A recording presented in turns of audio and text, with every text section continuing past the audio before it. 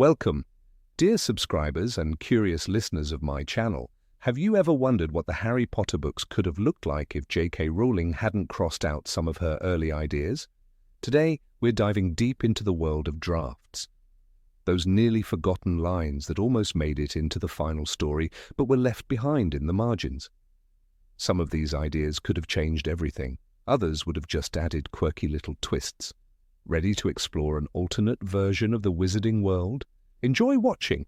Number 1. Hermione's dad, Harry's savior. Hermione often mentions that her parents are just regular muggle dentists. We hardly know anything about them, but in one of Rowling's early drafts, Hermione's father was supposed to play a major role. He was the one who would save baby Harry Potter from the ruins after Voldemort's attack. Yep, not Hagrid, but Mr. Granger would have delivered Harry to the Dursleys. In fact, the Potters and Grangers were even meant to be neighbours. But this idea was scrapped, and Hagrid took his rightful, iconic place in the story. Number 2. Hermione's sister. Necessary or not? Another concept had Hermione with a younger sister, a muggle with no magical powers whatsoever. But this character never made it to the final story. Perhaps because the Grangers were already background characters and a non-magical sibling likely wouldn't have added much to the plot. Maybe a few family squabbles or awkward jokes. But Rowling seemed to think Hermione's story was already strong enough on its own. Number 3. A new dark genius, Theodore Nott. Harry had Voldemort. He had Draco Malfoy. But in the drafts, there was another potential threat. A Slytherin student named Theodore Nott. Smarter, more dangerous, more cunning than Malfoy, a real shadowy menace. But Rowling chose a different path. Nott faded into the background and Draco was given space to grow, not just as a bully but as a complex character with his own internal struggles. Number 4. Dudley's son, a wizard. Now this is a twist fans would have loved. Picture platform 934, it's the epilogue. Kids are heading off to Hogwarts. And next to the Potters stands Dudley Dursley, sending off his own son, a wizard. Rowling genuinely considered this idea. It would have symbolized reconciliation, that magic can touch even the most closed-off hearts. But in the end, she joked, any wizard genes that might be in there are just no match for Vernon Dursley's DNA. Number 5. Mopsy, the woman who sheltered Sirius. Are you a cat person? Then you probably remember Mrs. Fig and Umbridge's kittens, but what about dogs? To balance things out, Rowling planned to introduce a kind woman named Mopsy, someone who would have taken in Sirius Black in his dog form while he was hiding from the Dementors. But the scene got cut and probably deemed unnecessary. Too bad, Mopsy might have become a fan favourite. Number 6. Mafalda Weasley, a Slytherin cousin. The Weasleys have always felt like the beating heart of Gryffindor, but things could have been different. Mafalda, Ron's cousin, was originally meant to be sorted into Slytherin, and she was going to be Hermione's academic rival. Smart, sarcastic, and just a bit nosy, Mafalda was supposed to help uncover secrets about Harry. In the end, her role was handed off to someone else with a quill, the infamous Rita Skeeter. Number 7. Ron's death. Yes, you read that right. At one point, Rowling seriously considered killing off Ron Weasley. Sometime mid-series, maybe to raise the stakes and give readers that no one is safe feeling, but she changed her mind. It felt too dark. And let's be honest, fans would never have forgiven her. So Ron lived, married Hermione, and even, probably, learned how to tie a proper tie. Number 8. The return of Lily Potter as a ghost. There was a version of Chamber of Secrets where Lily Potter walked the halls of Hogwarts once more. Not alive. A ghost, pale, glowing, drifting through the shadows in a moment when Harry was closest to death. She would have spoken to him, warned him, maybe told him something crucial about Voldemort, something that only she knew. Rowling imagined the scene, a boy wounded and afraid, and the mother he barely remembered appearing to guide him. A moment of heartbreak, a chance to feel her love once again. But the idea faded. Rowling later said it risked undoing the power of Lily's sacrifice. Dead is dead, she believed. Her love had protected Harry at Godric's Hollow. It echoed again when she appeared from Voldemort's wand in the graveyard. "Your father's coming. Hold on." That scene in Goblet of Fire was already layered with sorrow and magic. Bringing Lily back more than once would have softened that impact. Instead, she remained where she belonged, in memory, in the stories others told, and in the shape of Harry's heart. Never fully gone, but never truly returned. Number 9, an alternative defense against the dark arts teacher, a woman. She would have walked into the classroom with confidence and shadows behind her. A former Hogwarts student, brilliant, expelled for practicing forbidden magic. J.K. Rowling imagined a female defense against the dark arts professor like no other, part mentor, part mystery. She wasn't a comic fraud like Lockhart or a bureaucratic horror like Umbridge. She was powerful, dangerous, and hard to trust. No name survived in the drafts, but her presence would have shaken the story. Some say her role later morphed into Bellatrix Lestrange, equally magnetic, but fully lost to madness. Had she entered the classroom, she might have tested Harry's instincts in new ways. Would he have learned from her, resisted her charm? In a world where every teacher hides something, this witch would have been the ultimate test of loyalty and fear. But Rowling pulled back. She was too bold, she admitted, too striking, too likely to steal the spotlight from Harry, Ron and Hermione. So instead we got the familiar chaos. Crouch's deception, Snape's revenge, and finally Amicus Carrow's cruelty. The unnamed witch faded into the shadows, but you can almost see her, watching, waiting, a spell always at her fingertips. Number 10, the death of Arthur Weasley. The snake struck in silence. Harry lay frozen in bed at Grimmauld Place, but his mind burned with pain and fury. Through Nagini's eyes, he watched Arthur Weasley bleeding on the floor of the Department of Mysteries. The moment was terrifying. It felt final. In J.K. Rowling's early plans, it was. Arthur was supposed to die that night. His loss would mark the beginning of true war. A beloved father, gone. The Weasleys shattered, but something stopped her. "I just couldn't do it," she later said. "I wanted to, but it felt wrong." Arthur represented more than kindness. He was stability, wisdom without pride. He loved muggles, treasured rubber ducks, and welcomed Harry like a son. Killing him would have torn away the emotional spine of the Weasley family. Molly, who later screams at a boggart that turns into the dead bodies of her children, would have broken. Instead, Rowling gave us another loss. Sirius Black, a godfather, a rebel, a man clinging to hope.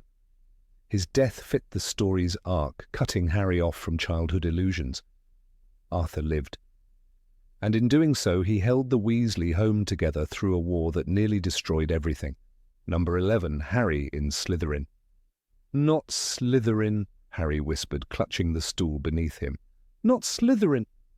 And the Sorting Hat, amused, replied, "Are you sure? You could be great, you know."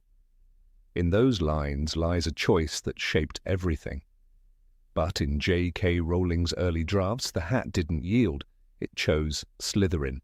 The boy who lived would have walked to a table lined with green and silver, sat beside Draco Malfoy, and become a hero among those who still whispered the name Voldemort without fear. The idea was bold, a hero shaped by darkness rising from within it. This alternate Harry would have had to survive not only Quirrell's deception and Tom Riddle's diary, but also the pressure of belonging to a house built on legacy, pride, and power. Surrounded by pure blood traditions, he would have battled isolation and suspicion. Imagine him walking into the Slytherin common room after saving the Sorcerer's Stone. No cheers, just narrowed eyes and silence. Even Snape, who favoured Slytherins, might have looked at him with something colder than contempt, expectation. A child who carried both fame and prophecy but wore the wrong colours. He never would have met Ron on that first train ride. No exploding card packs, no shared sweets, no talk of the Sorting Hat. Hermione might have still approached him in the library, but warily and only to correct him. Their bond would have grown slower, colder, if at all. The trio as we know it wouldn't exist. Without their support, Harry's fight against Voldemort would have been lonelier, more dangerous, the weight of the prophecy resting on a boy raised among the ambitious with no laughter to soften the burden. Number 12. Dumbledore and his curse.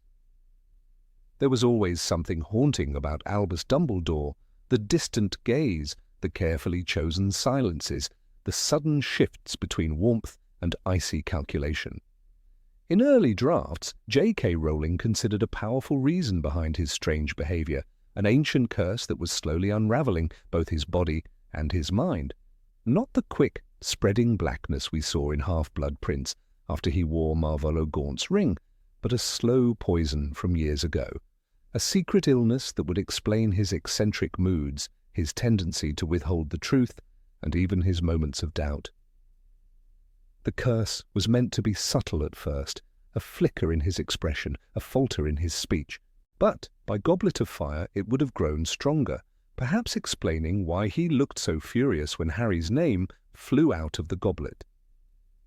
"Did you put your name in the Goblet of Fire?" he demanded, his voice trembling with a force that surprised many. Fans argued over the line. In the books, Dumbledore was calm. In the film, he shouted. But maybe, with the curse in place, the anger would have made more sense. A man battling an unseen enemy inside his own mind. Instead, Rowling delayed that darkness. She introduced the cursed ring much later, tying it to the resurrection stone, to Dumbledore's guilt, and to the tragic history of his sister, Ariana. In Half-Blood Prince, the wound is revealed, blackened, spreading. "This is beyond magical repair," he tells Snape, and there's no drama in his voice, just quiet acceptance.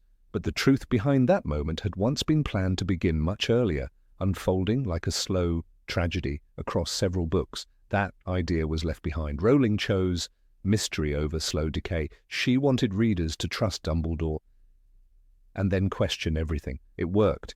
By the time we learn the truth, his plans, his past, his sins, it's too late. The man is gone. But imagine if we'd known from the start that he was dying, that every choice he made was shaped by fear, pain, and time running out. Dumbledore would have felt less like a chess master and more like a fallen king, one who knew he couldn't win the game, but played anyway. Number 13, Madame Pomfrey's dark past. Madame Pomfrey walked the halls of the hospital wing like a general surveying her troops, stern but kind, brisk but warm. Her touch healed shattered bones and reversed deadly curses. When Harry spent days unconscious after the Triwizard Tournament, it was Pomfrey who watched over him. "The boy needs rest," she snapped at Dumbledore. "No more visitors." She wasn't just a nurse, she was a protector. But in the early drafts of Order of the Phoenix, J.K. Rowling considered giving her a very different kind of past. Pomfrey, according to those drafts, was once a combat witch, not just a healer. A fighter? She had served in magical skirmishes during the darker days before Voldemort's first rise to power. Rowling even imagined that she had known Sirius Black and Remus Lupin from those times, colleagues perhaps, or rivals on the same battlefield. Her experience with curses and hexes didn't come from books alone. She had seen them up close in war where spells meant survival, not school points. If this idea had made it into the books, it would have reshaped how we saw her. That moment in Half-Blood Prince, when she treats Katie Bell after the cursed necklace incident, she handles it with calm precision. But what if that calm came from experience under fire? What if, behind her gentle hands, there were memories of duel scars and fallen comrades? It would have added a warrior's edge to her professionalism. She wasn't just fixing students, she was guarding the peace she'd once fought for. But Rowling let the idea go. She felt Pomfrey belonged to the school, not the war. She needed to be untouched by the Order's chaos, Rowling later said. A constant. A presence that never wavered, no matter how dark things got. And perhaps that was the point. While others fought and fell, Madame Pomfrey stood behind the walls of Hogwarts, holding together what little innocence the war hadn't already stolen. Number 14, Hermione's pet, not Crookshanks, Hermione's cat.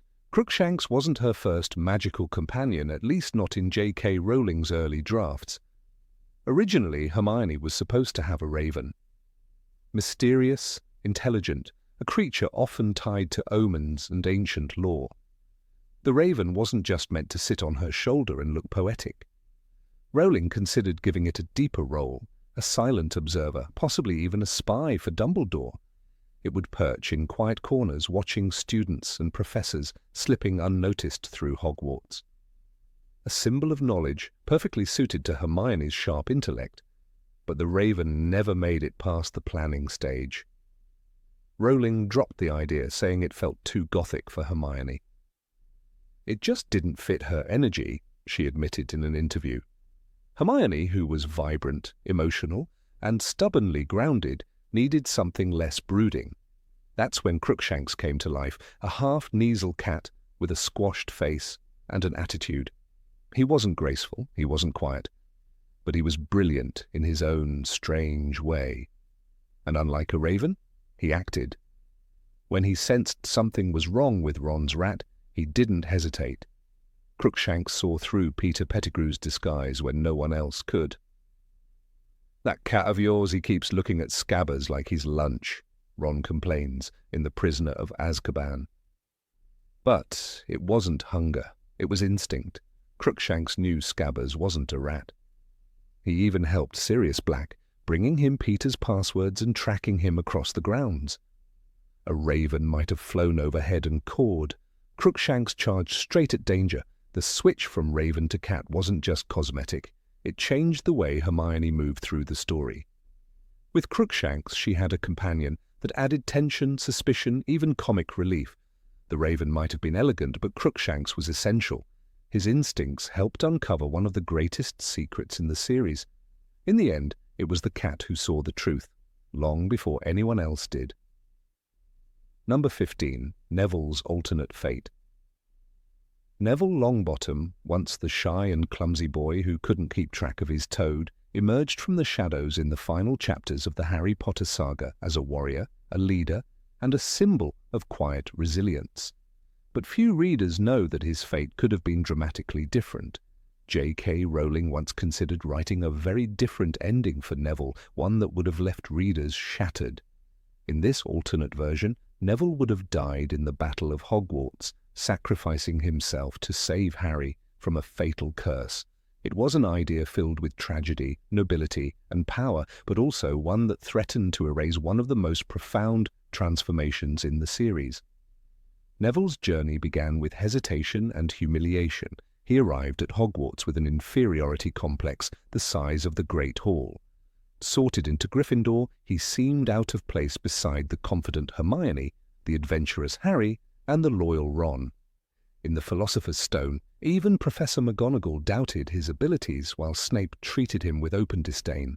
When faced with a boggart in The Prisoner of Azkaban, it turned into Professor Snape, draped in his grandmother's clothes, showing not just fear, but embarrassment. Neville was not born brave, he became brave, and yet he was always close to something greater. Readers remember the chilling detail from the Order of the Phoenix, when Dumbledore explains to Harry that the prophecy could have applied to Neville as well. "The odd thing, Harry," Dumbledore said, "is that it may not have meant you at all. Sybil's prophecy could have applied to 2 boys." Born at the end of July, like Harry, to parents who defied Voldemort 3 times, Neville was nearly the chosen one. A flick of fate, a decision by Voldemort to go after the Potters instead of the Longbottoms, changed everything. This single choice spared Neville from being orphaned by death, but not from tragedy. His parents, Alice and Frank Longbottom, were tortured into madness by Bellatrix Lestrange and her Death Eater companions. In The Order of the Phoenix, we see the heart-wrenching moment at St. Mungo's when Neville visits his parents, who no longer recognize him. His mother hands him a used wrapper, and he pockets it silently. It is not a scene of drama, but of quiet, unbearable pain. Neville's bravery was forged not through triumph, but through sorrow. He carried this pain into every classroom, every duel, every insult. That is why Rowling's original idea to kill Neville during the Battle of Hogwarts carries so much weight. The plan was for Neville to dive in front of Harry as Voldemort cast a fatal curse, absorbing the blow that would have killed the boy who lived. In that version, Neville's death would have been the emotional apex of the final battle. The boy who had lived in the margins, mocked by Draco, dismissed by teachers, and doubted by peers, would have met his end as a selfless savior. He would have died not because of prophecy or fame, but because he chose to be brave. Imagine the impact.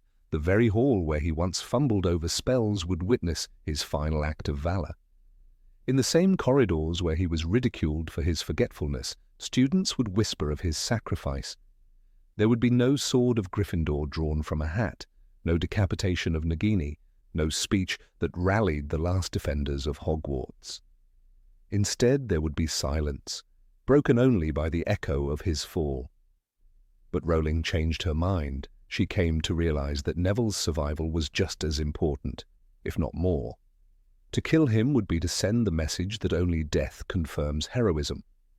By allowing him to live, to lead, and to strike the final blow against Voldemort's last Horcrux, Rowling gave him, and her readers, something far more powerful: hope.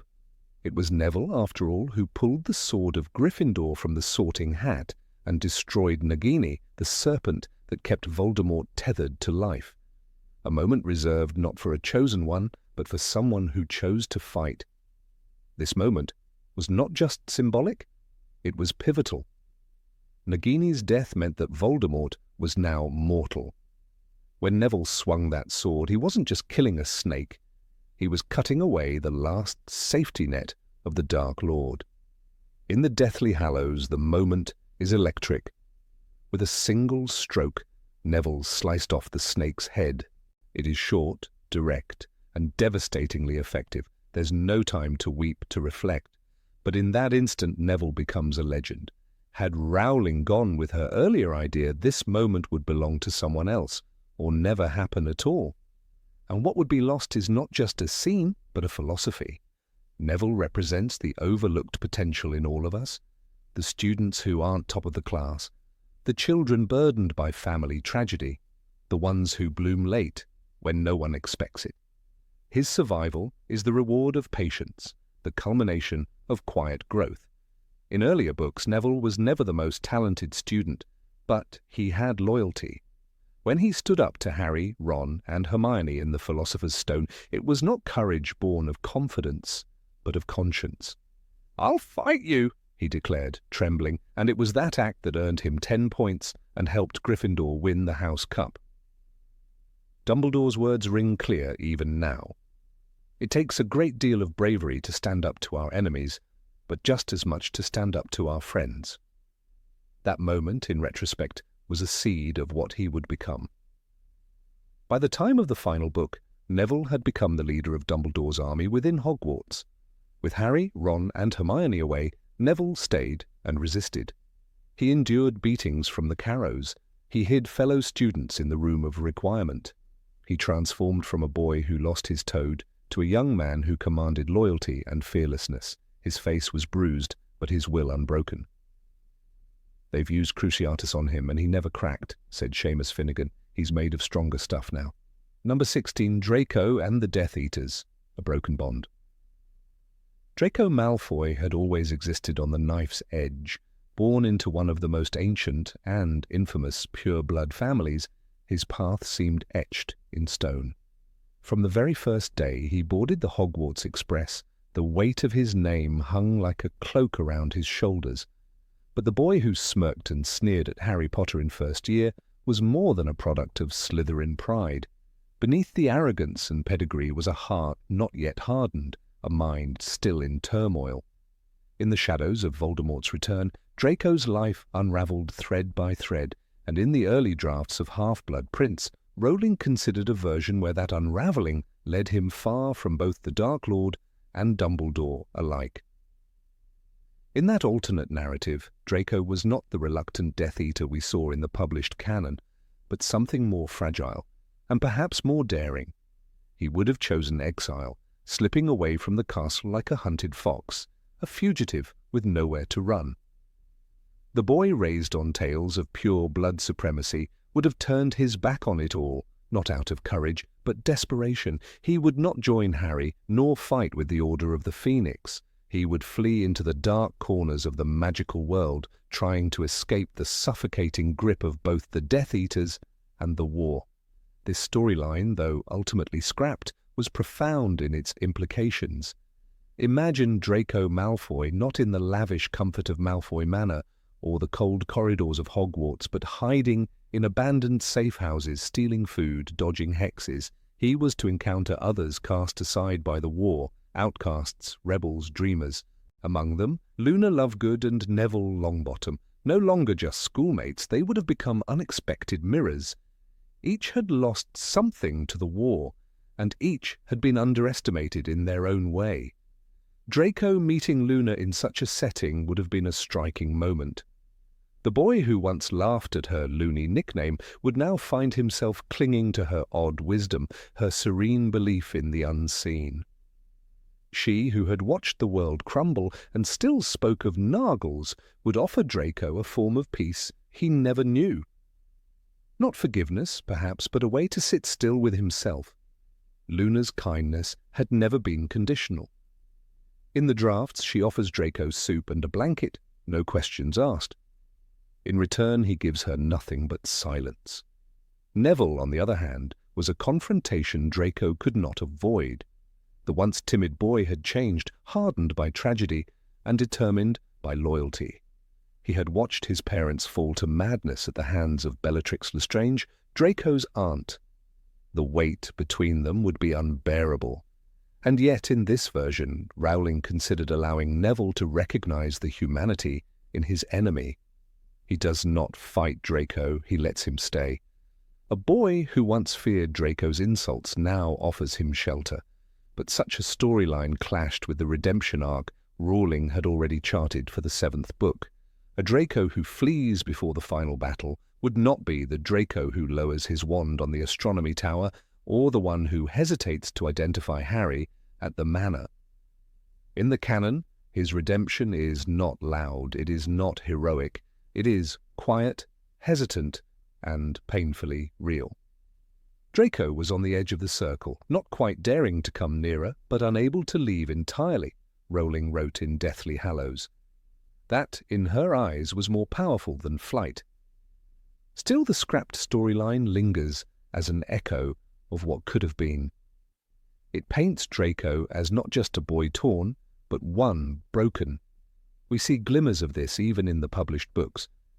In Half-Blood Prince, he stares into the mirror with bloodshot eyes. He looked pale and strained, Harry observes. There were dark shadows under his eyes, and he looked ill. He vanishes from classes. He weeps in the bathroom. He cannot kill Dumbledore. These are not the actions of a fanatic. They are the symptoms of a child collapsing under impossible weight. In Rowling's earlier draft, Draco's choice to run would have been a surrender, but not to Voldemort. It would have been a rejection of everything. His mother, Narcissa, once begged Snape to protect him because she knew her son was not like the others. Lucius had placed Draco into the fire, but it was Narcissa who saw he could not burn without turning to ash. In the alternate version, perhaps it was she who helped him escape. A mother's love, a hidden corridor, a whispered goodbye. The connection between Draco and the Death Eaters had always been more obligation than belief. He was their tool, a symbol of power and revenge for Voldemort after Lucius's failure at the Department of Mysteries. When Draco becomes tasked with killing Dumbledore, it is not a gift, it is a punishment. And he knows it. The mission is not about glory, it is about sacrifice. He's a boy, Dumbledore tells Snape. He's scared. That fear is not cowardice. It is evidence that Draco still has a soul. If the original version had been kept, Draco would have become a wandering soul, a fugitive torn from both his legacy and his future. Perhaps he would have shaved his head, changed his name, sold trinkets in Knockturn Alley to survive, but Rowling chose instead to keep him at the center of the story. There is power in watching a boy remain in the storm and still choose not to become the monster. The alternate storyline would have allowed Draco to witness the war from the outside. He would have seen the wreckage not from the towers of privilege, but from the ruins of the nameless. He might have crossed paths with Muggleborns in hiding, watched children cry for lost parents, seen what his family's ideology truly meant. And perhaps that would have changed him faster. But it would have also removed his final test, the moment where he stands in front of Voldemort and still does not name Harry Potter. Number 17, A Wizard from America. In the early drafts of Harry Potter and the Goblet of Fire, a curious idea lingered in the margins of J.K. Rowling's notes, an idea that would have drastically changed the texture of the magical world as readers knew it.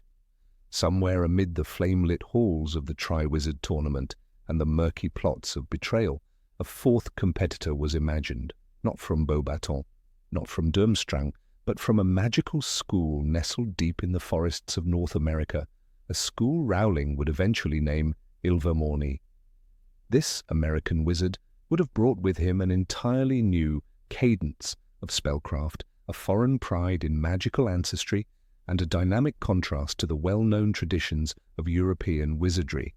Yet this character never stepped through the great doors of Hogwarts, never drank pumpkin juice at the Gryffindor table, never tested their mettle against a dragon. The world of Harry Potter turned its gaze back to Europe, and America remained a whispered absence. Rowling, when later interviewed, explained that the omission was not due to lack of vision, but to narrative weight.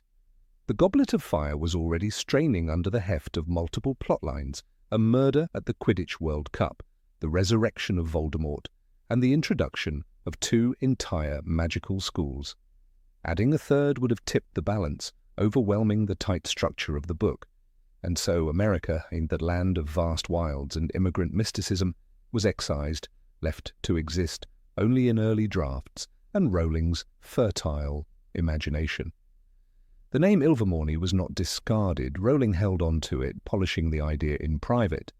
The school was later introduced through external lore published on the official Wizarding World website, though never in the core 7 books.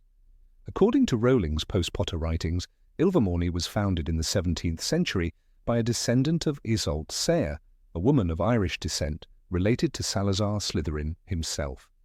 Isolde fled to America to escape the dark legacy of her family, marrying a nomad, the American term for muggle, and raised a new kind of magical institution far from the blood purity ideologies that corrupted Europe.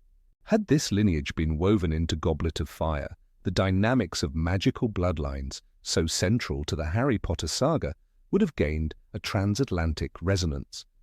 An American student bearing Slytherin's blood, yet rejecting its doctrines, could have brought a mirror to Harry's own internal conflict.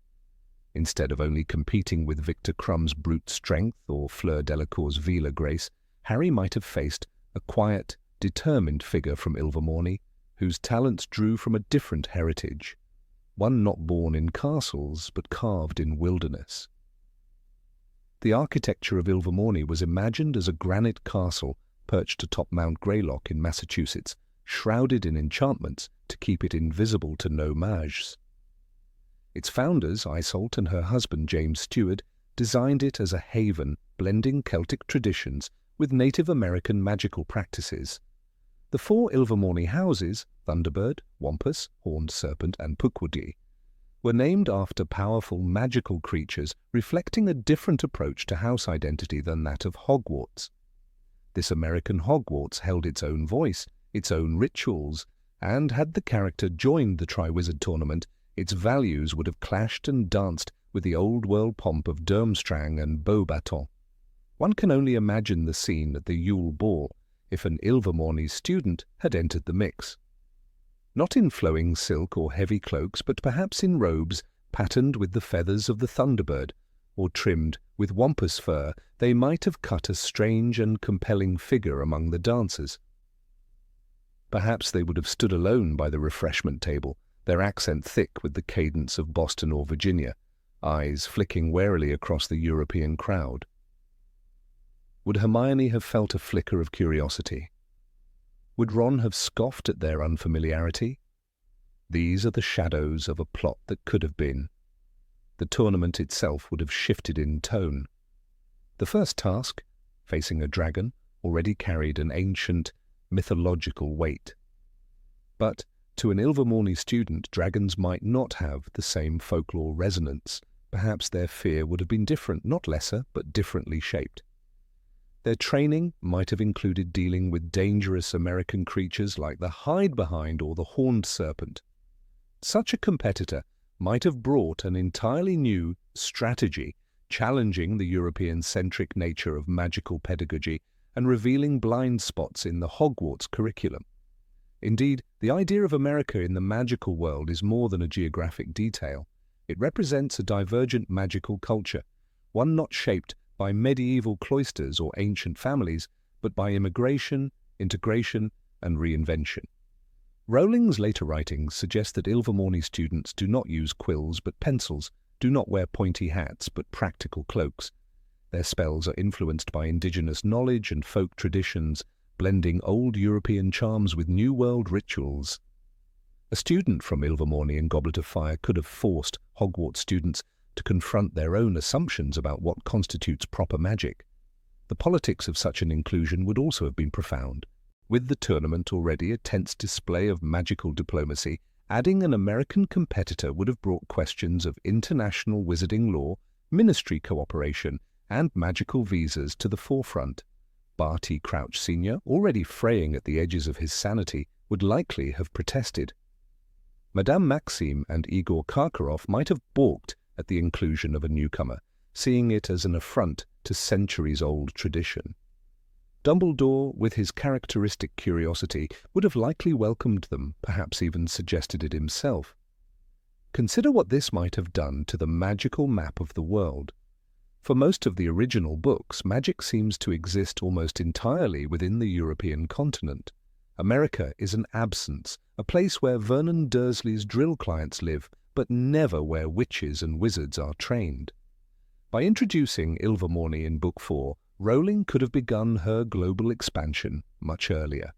It would have laid the groundwork for the Fantastic Beasts series in a more organic, earned way, rather than retroactively introducing American law through Newt Scamander's globetrotting.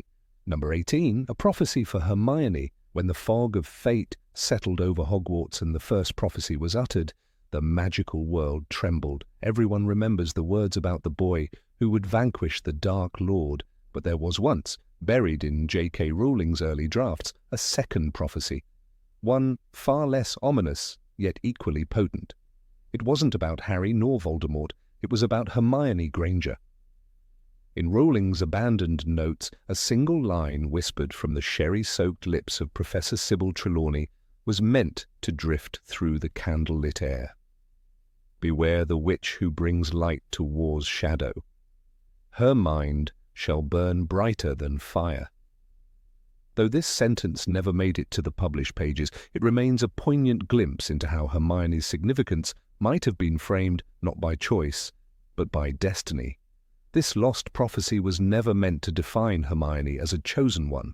In fact, Rowling ultimately decided to abandon it precisely because it threatened to do so.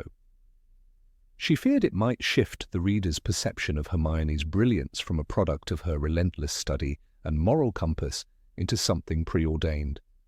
But in the remnants of this unused vision, we're offered a fascinating alternate lens. Hermione not as the sidekick, not even as the brain, but as a beacon, a foretold bringer of logic into chaos.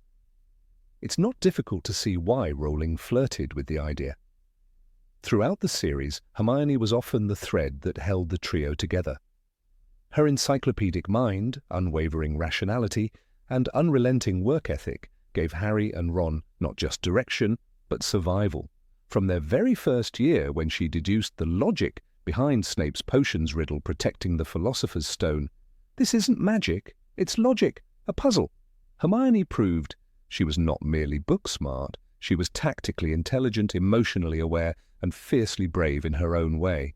Had the prophecy been included, the line, "The witch who brings light to war's shadow," might have echoed in the background as Hermione rescued Harry from the devil's snare, or when she created enchanted bluebell flames to fend off threats in the Forbidden Forest. Fire became a motif for her, not only literal flames but intellectual fire, burning through ignorance and fear. Even in the darkest moments, she illuminated the path with knowledge. She cast protective enchantments around their campsites while on the run, conjured Polyjuice Potion under impossible deadlines, and deciphered the tale of the three brothers long before Harry grasped its relevance. In many ways, Hermione was the war's librarian, historian, and strategist. During the Battle of Hogwarts, while others were fighting on the front lines, she was setting enchanted traps in the castle corridors and seeking the final Horcrux. Her role wasn't always dramatic, but it was foundational. The prophecy, had it existed, might have placed her at the center of a symbolic war of ideas, a battle where knowledge and logic became weapons just as powerful as wands. One particularly striking example is her relentless pursuit of understanding the Horcruxes. It was Hermione who insisted they read Secrets of the Darkest Art, diving into the horrific intricacies of soul-splitting and anchoring Harry's decisions in research, not emotion. She alone considered the psychological toll of Horcrux hunting, and was the first to suggest keeping the locket hidden from Ron for fear of its influence. This wasn't prophecy. This was pragmatism. But in another draft of the story, it could easily have been foreseen as part of a fate assigned to her from the beginning. Rowling's decision to omit the prophecy reflects a larger philosophy, that Hermione's strength lies not in divine appointment but in her humanity. She is the daughter of muggle dentists, an outsider who clawed her way into the magical elite, not through blood, but grit. She read every textbook, she practiced every spell. Her mastery of time-turners and ancient runes was not given, it was earned. A prophecy might have made her accomplishments seem inevitable.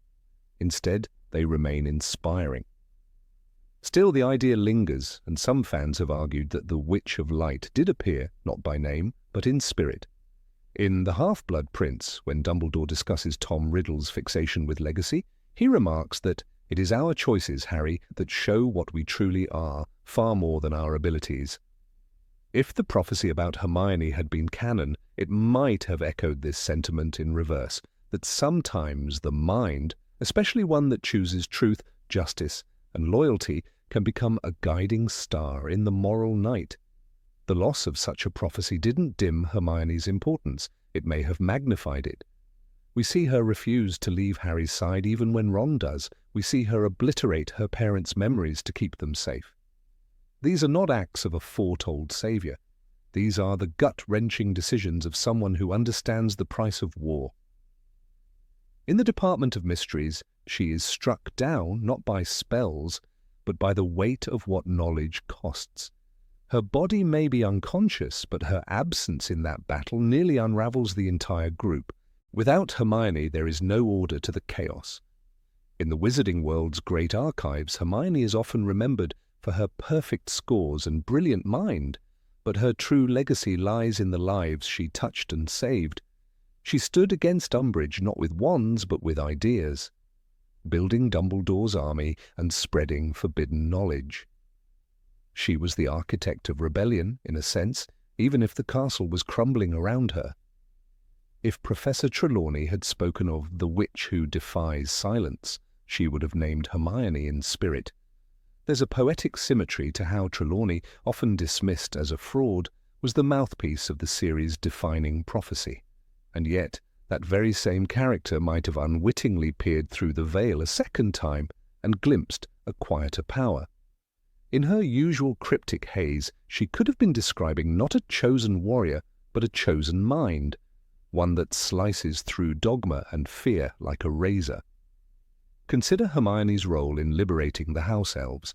Though mocked even by her friends, she founded SPEW, fighting a centuries-old injustice that others simply accepted. It was a subplot Rowling explored less fully in the final books, but it reveals the core of Hermione's power, the refusal to look away. The prophecy might have called her the witch who sees truth where others see tradition. She challenged the very foundation of wizarding society, not with fireballs, but with arguments and ideals. When the trio returns to Hogwarts in Deathly Hallows, it is Hermione who recalls every detail of the Room of Requirement, finds a way to destroy Hufflepuff's cup, and saves them from certain death again. She is not the face on the posters. She is not the boy who lived. but she is the one who made sure he could live long enough to fulfill his destiny. Without her, the prophecy about Harry is meaningless. In her interview from 2004, Rowling was asked if she considered giving Hermione a grand destiny. She replied, "It would have robbed her of something. Her power is that she chooses to do what's right, even when it's hard. She doesn't need a prophecy to tell her that." And indeed, that's what makes the unwritten prophecy so compelling. It speaks not to fate, but to recognition, that even without a seer's words, some people fulfill a destiny of their own design. The fandom, of course, never lets go of an idea like this.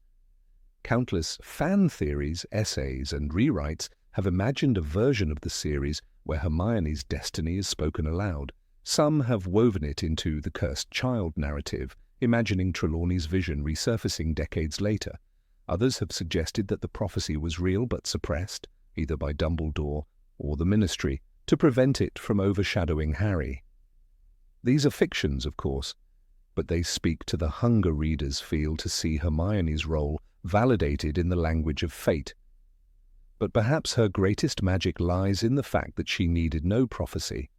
In a world ruled by bloodlines, magical hierarchies, and whispered destinies, Hermione Granger became something rarer, a self-made legend.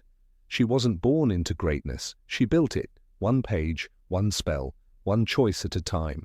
The prophecy that never was simply reminds us of what already is, that sometimes the brightest light in war is the one not foretold. There's an old wizarding proverb in some fan-written Hogwarts lore, "When the stars fall silent, listen for the girl with the flame."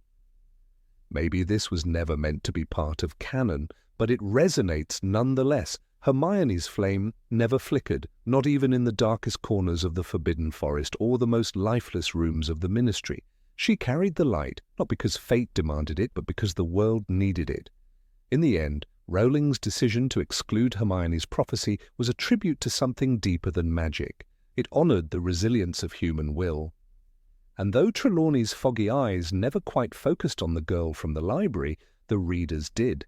They saw the glow. They saw the war's shadow parted by a girl with books in her bag, fear in her throat, and courage in her hands. That, perhaps, is prophecy enough. Number 19. Albus Dumbledore, a father. The idea that Albus Dumbledore might have secretly been someone's father is one of the more unexpected theories to emerge from the vast labyrinth of Harry Potter fan speculation. Unlike many wild guesses, this one carries a curious weight, not least because J.K. Rowling herself once briefly considered it during the developmental chaos of the final books.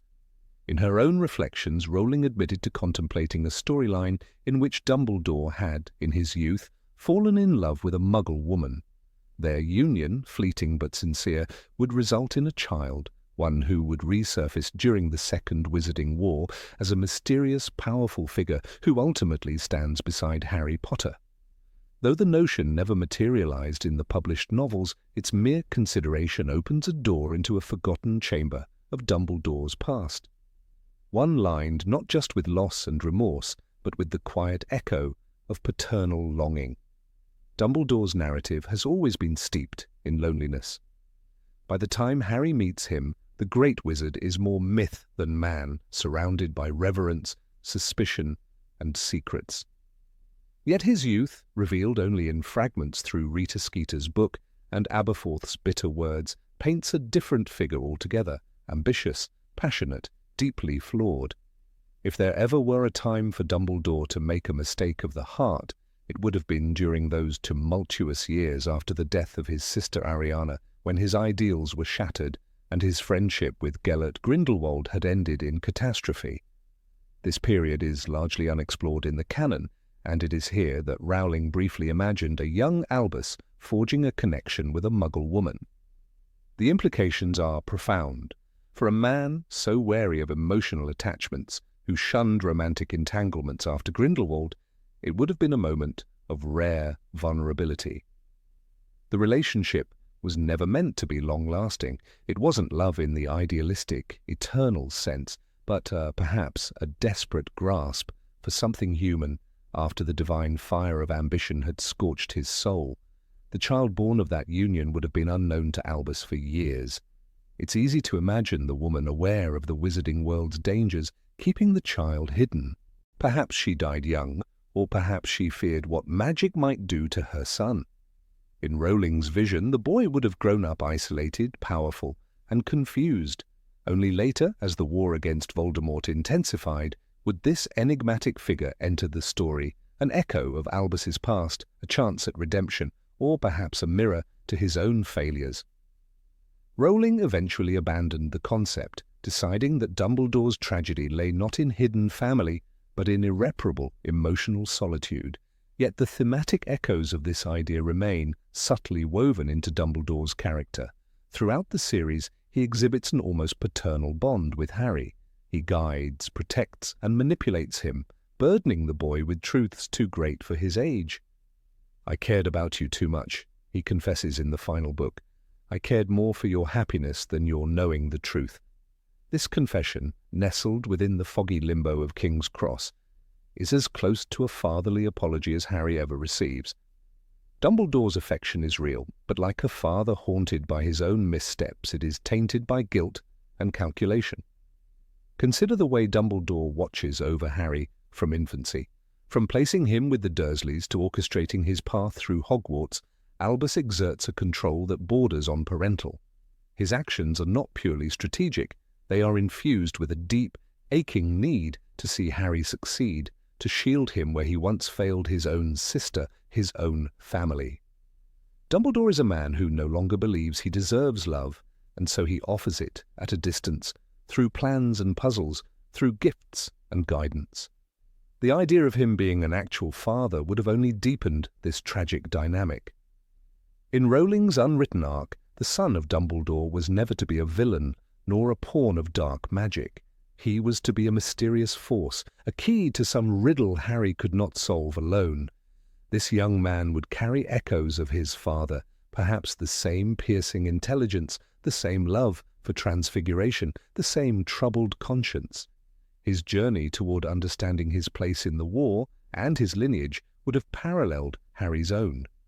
Their meeting could have provided Dumbledore with a final opportunity for atonement, to confess not only his regrets, but also his capacity for love. But Rowling chose otherwise. She stripped Dumbledore of this possibility, instead locking his heart in the amber of his past.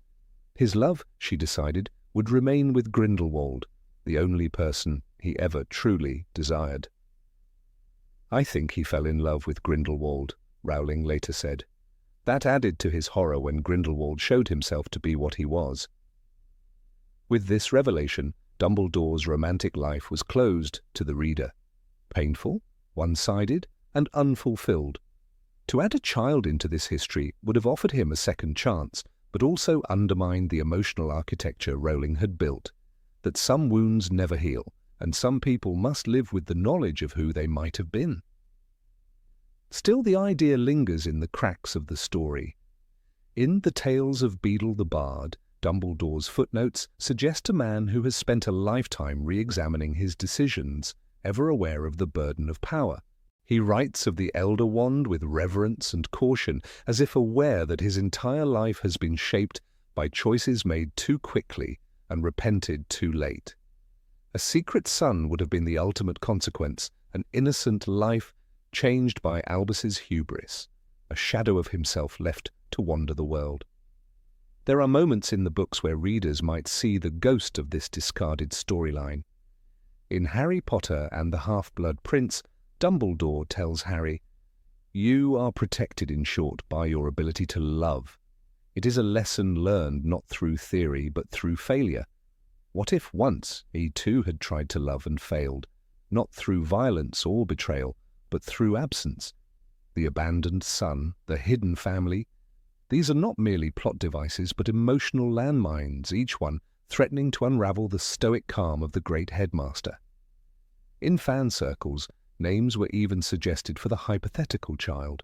Some imagined him as Michael Granger, an orphan raised in secrecy, whose magical power began to manifest at puberty. Others saw him as Cassian Wells, a ministry worker who starts to uncover strange truths about his origin.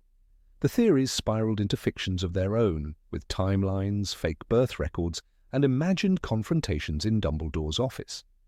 Some fan writers even inserted the sun into the climactic battle at Hogwarts, fighting side by side with Harry, only realizing too late the blood that ties them. And perhaps most compelling is how this idea would have reframed Dumbledore's death. In The Half-Blood Prince, he falls not just as a strategist who has planned every step, but as a man who has made peace with the loneliness he chose. If he had a son, if there had been someone waiting for him on the other side of death, it would have softened the grim nobility of his sacrifice. His legacy would no longer be only intellectual and moral, but also blood-bound and personal. His final moments with Harry would have carried the weight of generational reckoning, not just mentorship. The closest Rowling came to this alternate path might be found in the character of Credence Barebone, Aurelius Dumbledore, in the Fantastic Beasts series. Though this plotline is steeped in contradiction and has sparked much debate, it reflects Rowling's continued fascination with the idea of Dumbledore as a father, or at least as someone tied by blood to a younger, lost soul. Credence's storyline, though not canonically tied to Albus in the same way the main series would allow, suggests that the spectre of hidden family was never far from Rowling's creative mind. Yet it is perhaps fitting that the character of Dumbledore remains childless in the main saga. His burden, like that of Severus Snape, is to love without possession, to guide without reward. He gives all of himself to the cause, to the next generation, knowing he will not be there to see it bloom.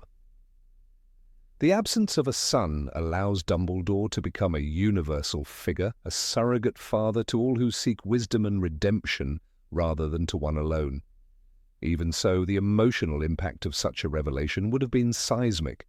Imagine Harry, already shattered by Dumbledore's death, discovering that the man had a son, someone who bore his name, or his eyes, or his ideals. Would it have deepened Harry's understanding of the man he idolized, or would it have muddied the waters further? In the end, Rowling chose clarity over complexity.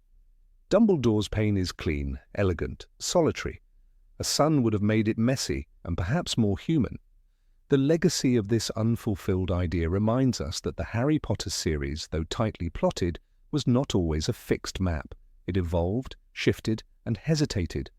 Within its pages lie the traces of stories that might have been, characters who were never born, destinies that turned in silence.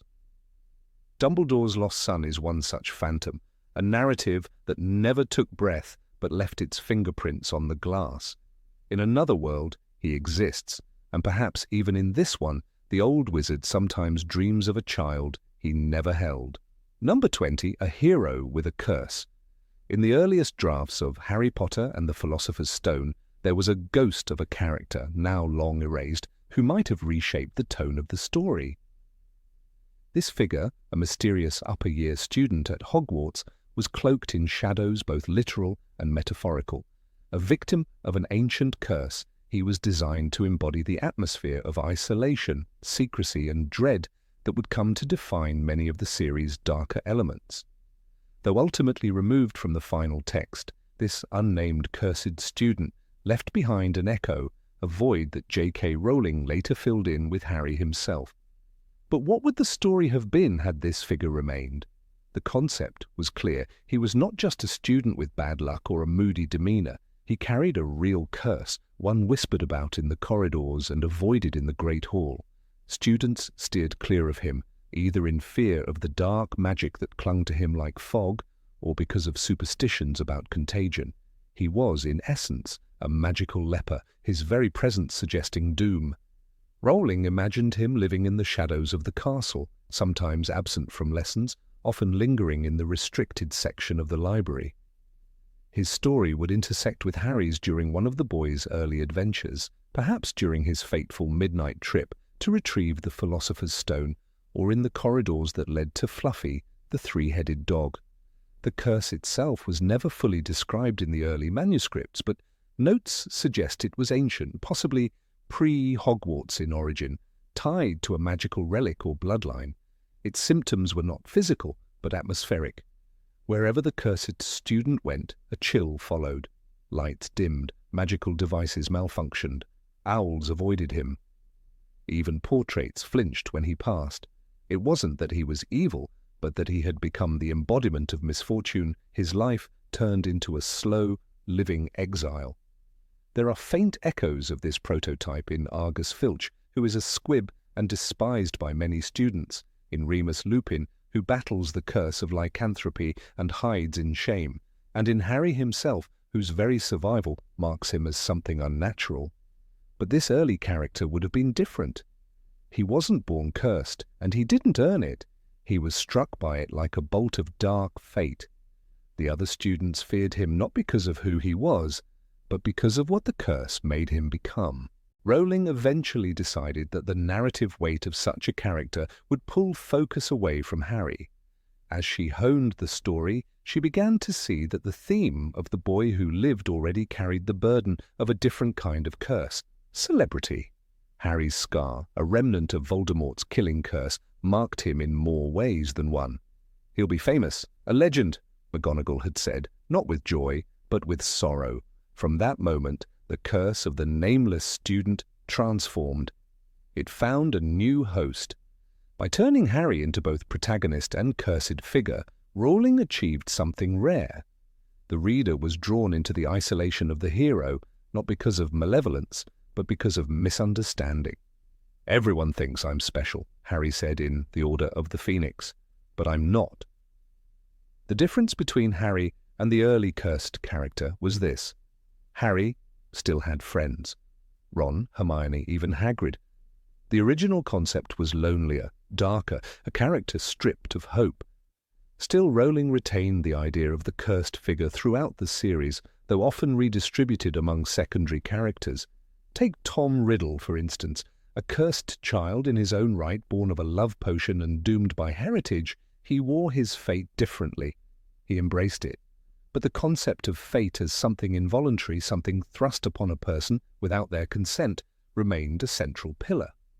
The cursed student prototype was a narrative blueprint, a test of what it meant to be haunted.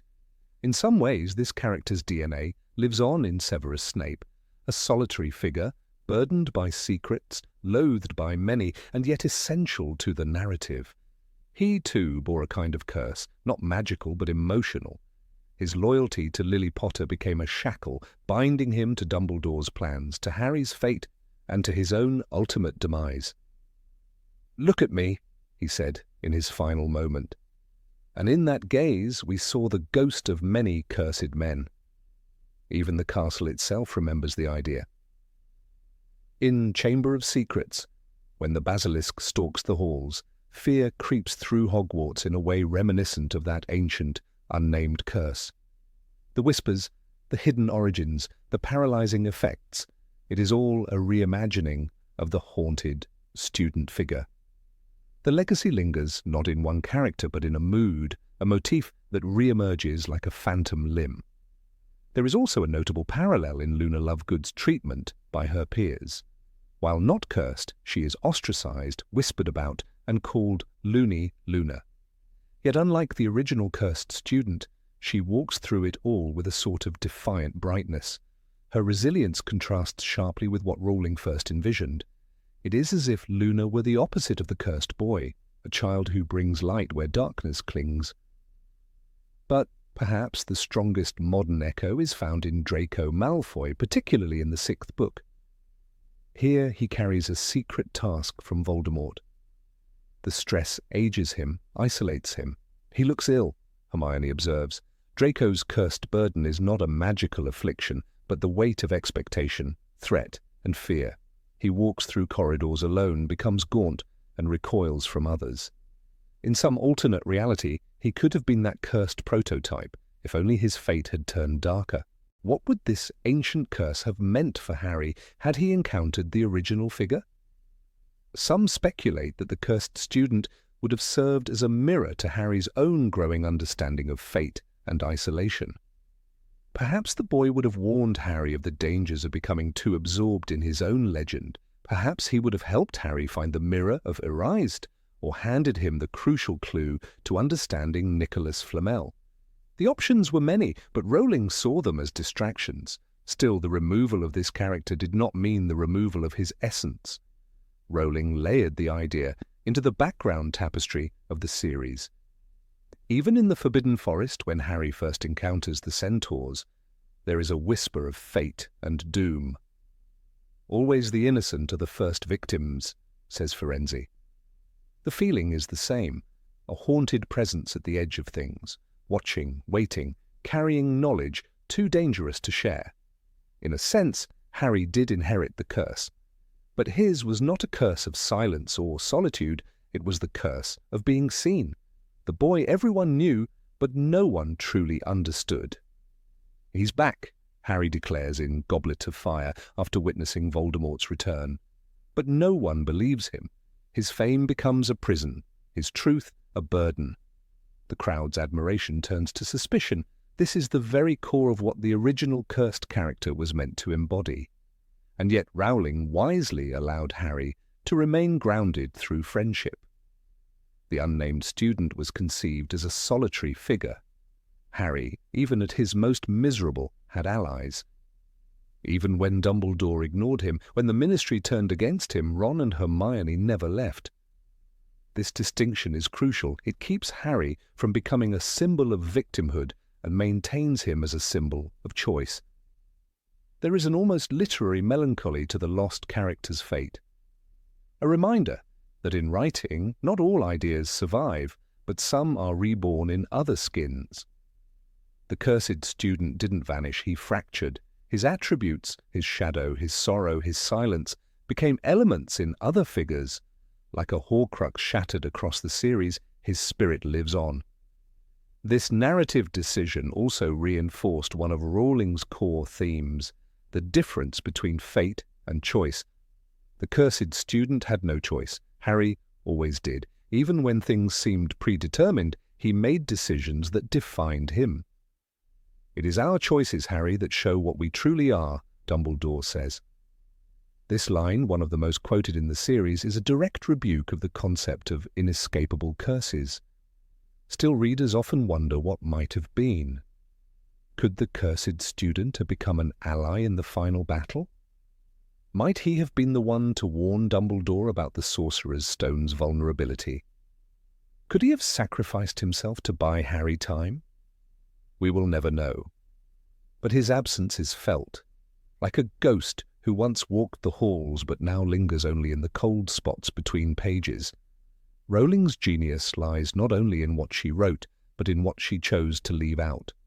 The story of the cursed student serves as a reminder that literature is sculpted not just from what is included, but from the deliberate absence of what might have been. His shadow deepens the mystery of Hogwarts, a place that will always seem slightly larger than the page allows. This is the paradox of the magical world she created. Even the characters who were never born can feel real. The cursed student never got a name, but he got something else, a legacy. Not in a chapter, but in a feeling, not in a scene, but in a silence, and perhaps that is the truest form of magic in literature, that which haunts without presence and speaks without voice. Number 21, a fearless muggle. In the smoky haze of J.K. Rowling's early drafts for Harry Potter and the Order of the Phoenix, there once lived a character who never saw the light of publication. A muggle, unnamed in canon, but whispered of in the corridors of drafts and editor notes. A man who, upon discovering the world of magic, didn't run, didn't scream, didn't faint like a character in a Gothic novel. He stayed, and more than that, he helped. He was meant to be an anomaly, a quiet rebellion against the stereotypes so thoroughly embodied by the Dursleys, those cartoonishly terrified, small-minded muggles who reacted to magic as if it were a virus. Petunia's shrill disdain, Vernon's red-faced fury, Dudley's pampered ignorance all played their part in painting the non-magical world in tones of cowardice and fear. But in this early vision, Rowling created someone different, a man with no wand, no magical lineage, and no prophecy binding his fate, only a strong heart and a curious mind. The sketch of this muggle emerged during the emotionally turbulent period of drafting the fifth book, a novel already teeming with politics, resistance, and shadows of war. The Order of the Phoenix was expanding its reach, meeting in secret, operating in the margins of society. The character, simply noted in Rowling's early notes as Muggle's Safe House, was to be introduced as a London bookseller, an antiquarian in fact, who accidentally stumbled upon the magical world during a late-night encounter in Knockturn Alley.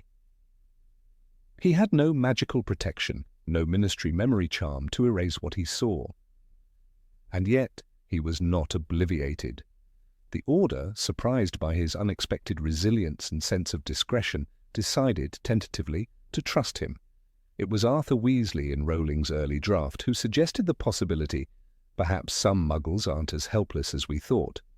This Muggle, whose name was later sketched as Colin Merrow, ran a narrow, crammed little shop in Soho, filled with cracked leather volumes and yellowing maps. He had spent years cataloguing obscure folklore, myths, and pseudo-histories of the British Isles. It was his obsession with druidic runes and early medieval grimoires that led him, almost naturally, to question the oddities he began observing in his neighbourhood. A group of people dressed in cloaks who didn't seem to leave footprints in the snow, owls delivering letters in the middle of the night.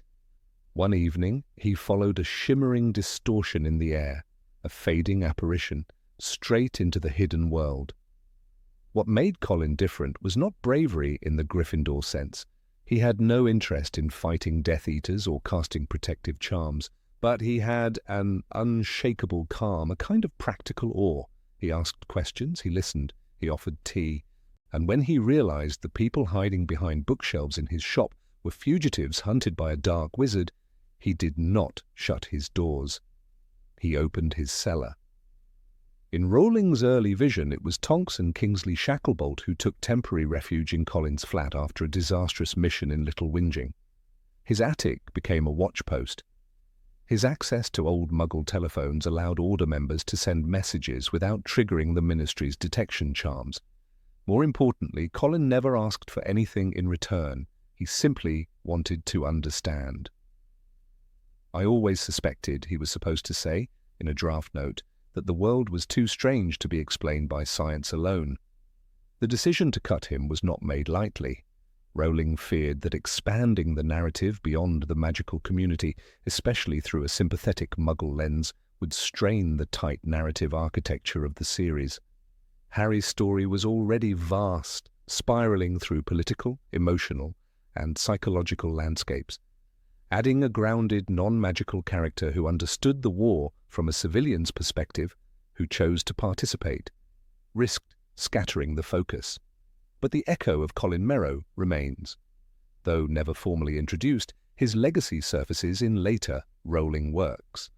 The Fantastic Beasts series, set decades earlier, contains Muggles, or no-mags, who do not flee at the sight of magic. Jacob Kowalski, the affable baker with a soft face and a fierce loyalty, follows Newt Scamander through portals, storms and spells with unwavering resolve. He is awestruck, yes, but not afraid. His character, Rowling later admitted in an interview, was partially inspired by an idea that never quite fit into the Harry Potter books, that of the Muggle with real courage. Jacob's bravery is rewarded with memory and love. He is not erased, he is embraced. Rowling often used the Dursleys to represent the small-mindedness of the Muggle world, a kind of cultural refusal to see magic as a metaphor for difference, imagination, or nonconformity. But with Colin, she attempted to push back against her own framework. Not all Muggles were afraid. Some were simply waiting to be invited in.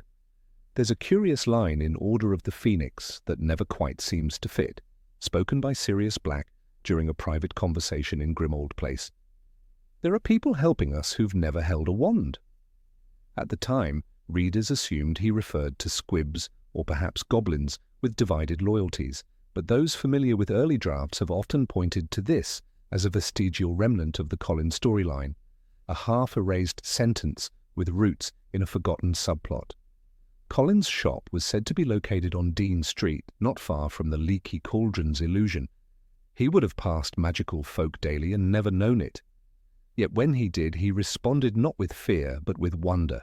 His small acts of help, boiling water for tea, providing a spare coat, hiding magical artifacts behind false book covers, were intended as a counterpoint to the garish cruelty of the Dursleys. While Vernon locked owls in cupboards, Colin kept them warm near the fireplace.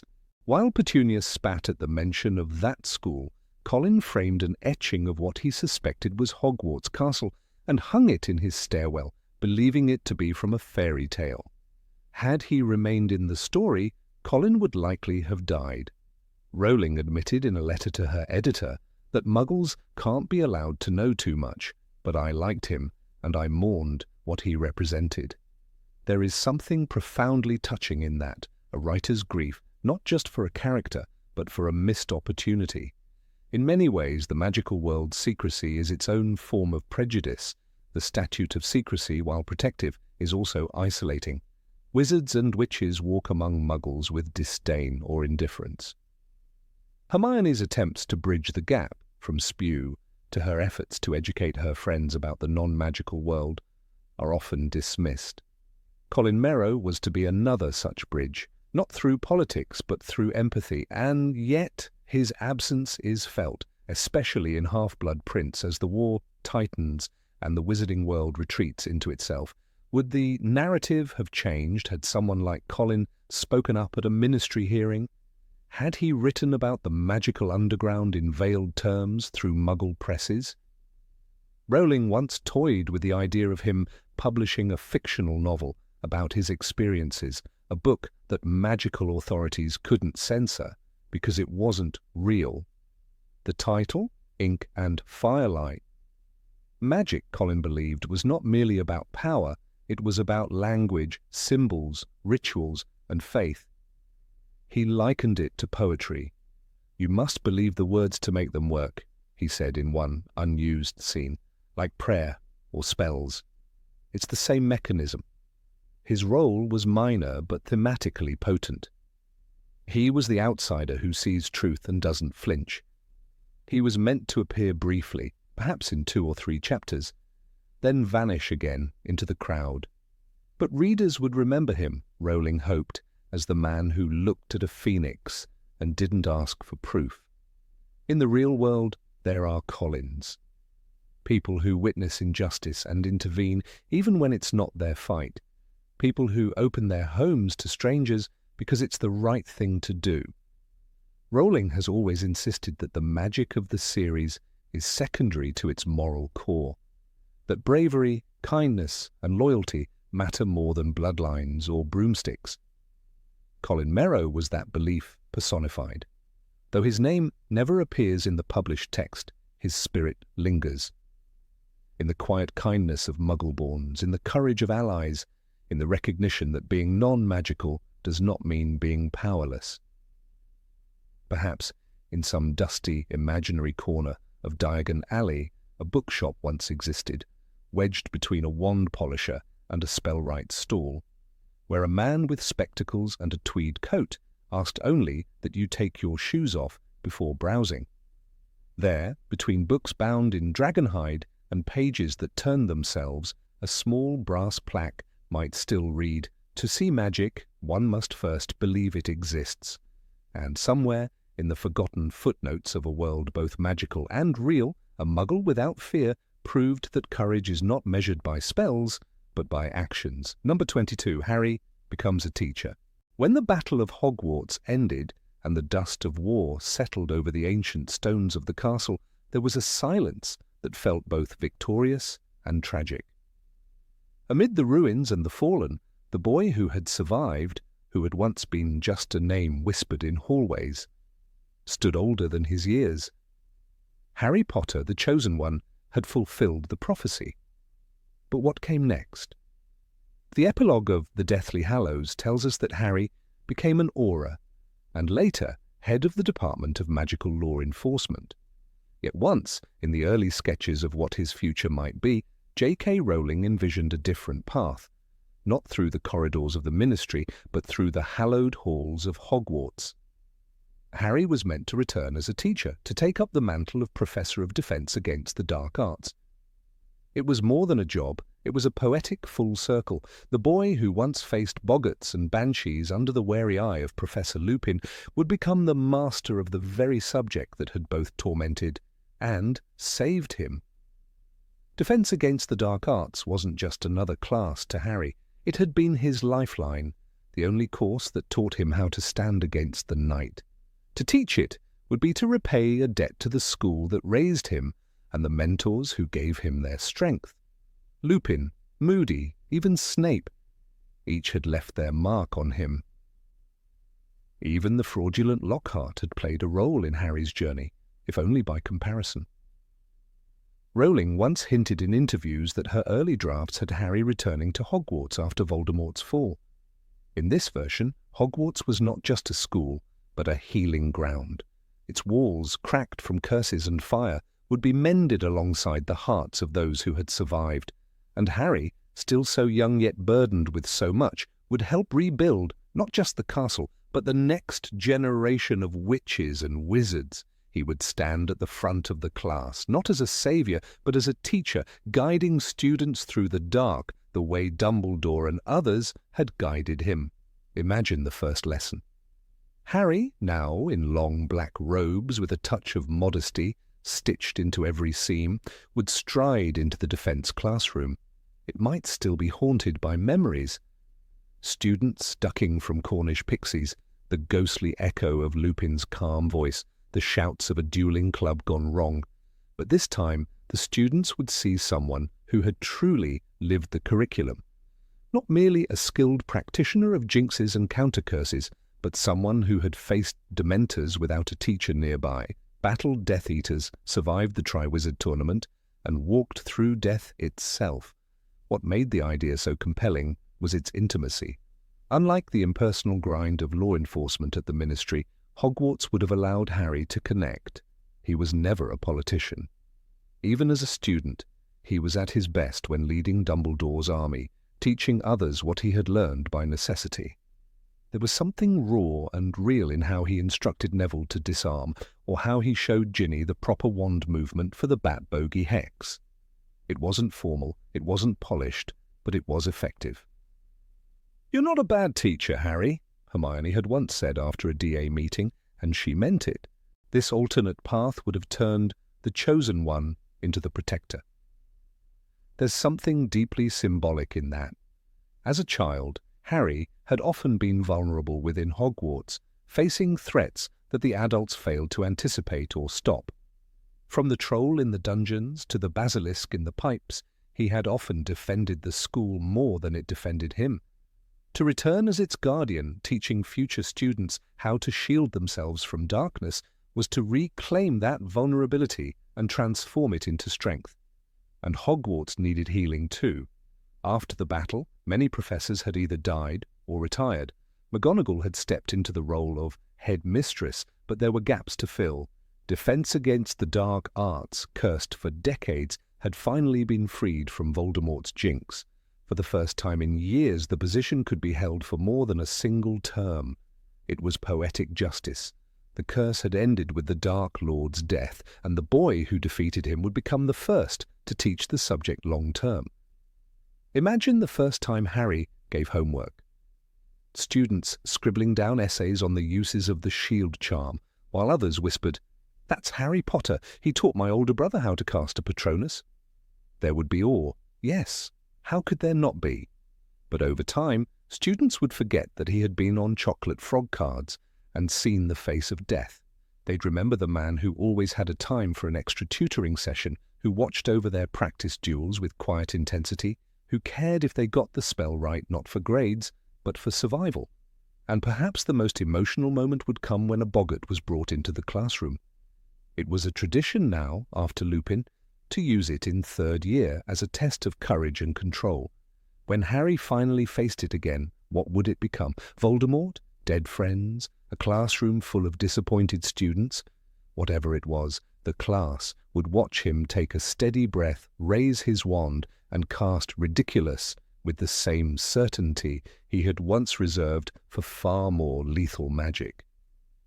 In this version of events, Harry would have encountered students not unlike his younger self. Scared, brave, impulsive. Some would remind him of Seamus, others of Luna. He would mentor a Slytherin boy who doubted himself, a Hufflepuff girl too kind for her own good. In them, he would see bits of the war's aftermath and offer something Hogwarts had always offered him, safety, structure, purpose. He would remind them that the dark doesn't care what house you're in, and neither should they. Even the staff would shift. Harry would now work alongside professors he once feared or idolized. He'd call McGonagall Minerva, though perhaps not comfortably at first. He'd have awkward hallway chats with Professor Slughorn and attend staff meetings where Flitwick made impassioned speeches about wand regulations. The castle, once a maze, would become familiar. The ghosts would nod as he passed. Peeves might still try to drop a chalkboard on him, but with more affection than malice. And there would be moments, quiet, unexpected moments, that reminded Harry why he had chosen this life. A student leaving his class with confidence that hadn't been there before. A thank you note from a parent. A midnight patrol where he caught 2 first-years trying to hex a suit of armor, only to grin and send them back with a warning, remembering a time he did worse. Hogwarts would become not a battleground, but a home.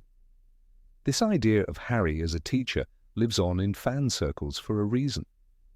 There is a beauty in imagining him walking the same corridors, not as prey, but as protector. It's not about reliving the past, it's about healing it. Every lesson taught would be a quiet rebellion against the years of fear and silence under Umbridge and the Carrows. Harry would rewrite what it meant to study defense, turning it from a class into a calling. Rowling ultimately decided otherwise. She felt Harry belonged in the field, rooting out the last remnants of Voldemort's world. And there is logic in that. Harry was a man of action. But even in that version, the idea of Hogwarts lingered.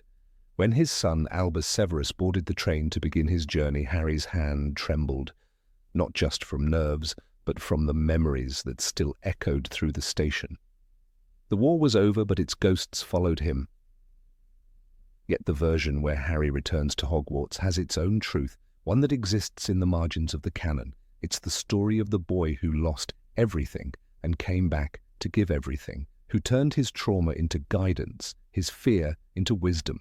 It's the story of a teacher, not one born, but made by fire, loss, and love. And in a castle that had seen so much darkness, what better light could there be? In many ways, Harry was already a teacher long before he stood at any blackboard. In the room of requirement, surrounded by mismatched furniture and whispers of resistance, he had led. The DA was his first class. "We're not learning how to pass exams," he told them. "We're learning how to survive." That mindset would never leave him. It wasn't about marks, it was about magic that mattered. It's easy to see the appeal. Students asking him to tell the story of the Battle of the Department of Mysteries, of how he used a disarming charm to defeat the most feared dark wizard in history. But he'd smile and say, it wasn't about the spell, it was about the choice. He'd quote Dumbledore, not to impress, but to teach.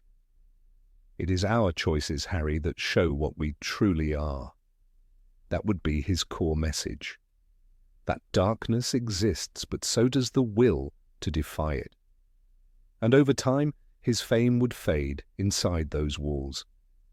He would simply become Professor Potter, not the boy who lived, just the man who stood by the doors of the Great Hall, watching the stars in the enchanted ceiling and the laughter of students echoing in the corridors.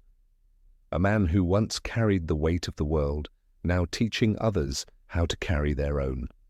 And somewhere, in a drawer in his quarters, among lesson plans and old photos, there would be the Marauder's map, faded, but still alive. He wouldn't use it often, but sometimes, on restless nights, he'd watch the dots move and smile. Because in this version of the story, Hogwarts was still alive, and so was he, not as a warrior, but as a teacher. And that was enough. Number 23, the hidden library of Hogwarts. There are places in Hogwarts that breathe mystery, the room of requirement, the forbidden forest. Even the dimmest corridor might conceal enchanted tapestries or doors that vanish when looked at too closely. But few places, if any, have stirred as much quiet reverence as the Hogwarts library. Guarded with hawk-eyed precision by Madame Irma Pince, The library was more than shelves and silence. It was the brain of the school. Students often whispered about its restricted section, its cursed tomes and books that screamed when opened. Yet few know about the far more secretive vision J.K. Rowling once considered. The hidden library beneath the very floorboards of that revered room. This forgotten idea, lost to early drafts and editing choices, described an ancient chamber located beneath the main library, accessible only to those who passed a particular magical trial. Rowling initially imagined that Harry Potter would stumble upon this place during his 4th year, around the time of the Triwizard Tournament, where the school itself seemed to challenge and bend around him. The secret library was to be filled with books far older than those found even in the restricted section, scrolls and grimoires written in ink that shimmered like dragon's blood, bound in skins that twitched if touched. The concept, while ultimately abandoned, left traces in Rowling's narrative DNA. The presence of ancient forbidden knowledge scattered across Hogwarts still echoes in the series, from the dusty books Hermione swipes for Polyjuice Potion in the Chamber of Secrets, to the texts Dumbledore consults regarding Horcruxes. In fact, it's not far-fetched to imagine that the very idea of the Room of Requirement eventually absorbed the magic intended for this underground archive. But in early drafts, this chamber had a name of its own, the Vault of Tongues. Rowling's sketchbooks described the Vault of Tongues as a catacomb of language, a place where books whispered instead of lay silent. This was not metaphorical. The books literally muttered their contents to those brave enough to listen. The catch, however, was terrifying. If you couldn't silence the noise in your own mind, the book's voices would drive you mad. Rowling compared it to a pensieve filled with 1,000 swirling thoughts. Only those with mental clarity or extraordinary magical focus could survive inside. One of the earliest concepts attached to this chamber involved Harry following nearly headless Nick into a forgotten stairwell behind the History of Magic classroom.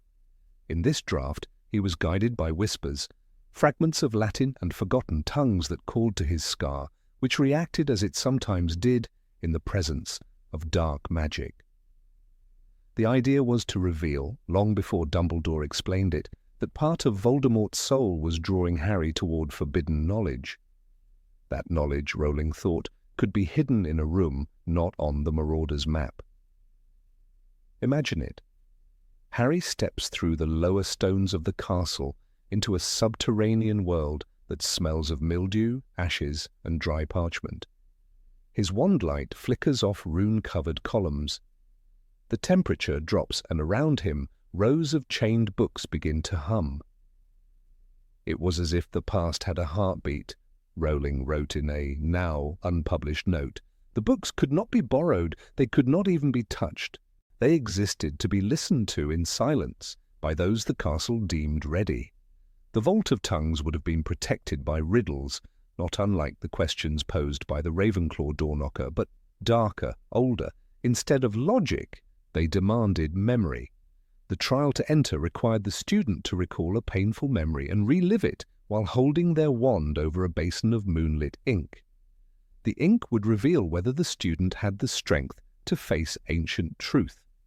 Rowling hinted that this trial was a precursor to understanding Horcruxes, not just as magical objects but as philosophical aberrations. One ancient book in particular, titled Corpus Reversum, was meant to play a critical role. This book, bound in faded dragonhide, was said to contain theories of soul division long before the term Horcrux was even invented.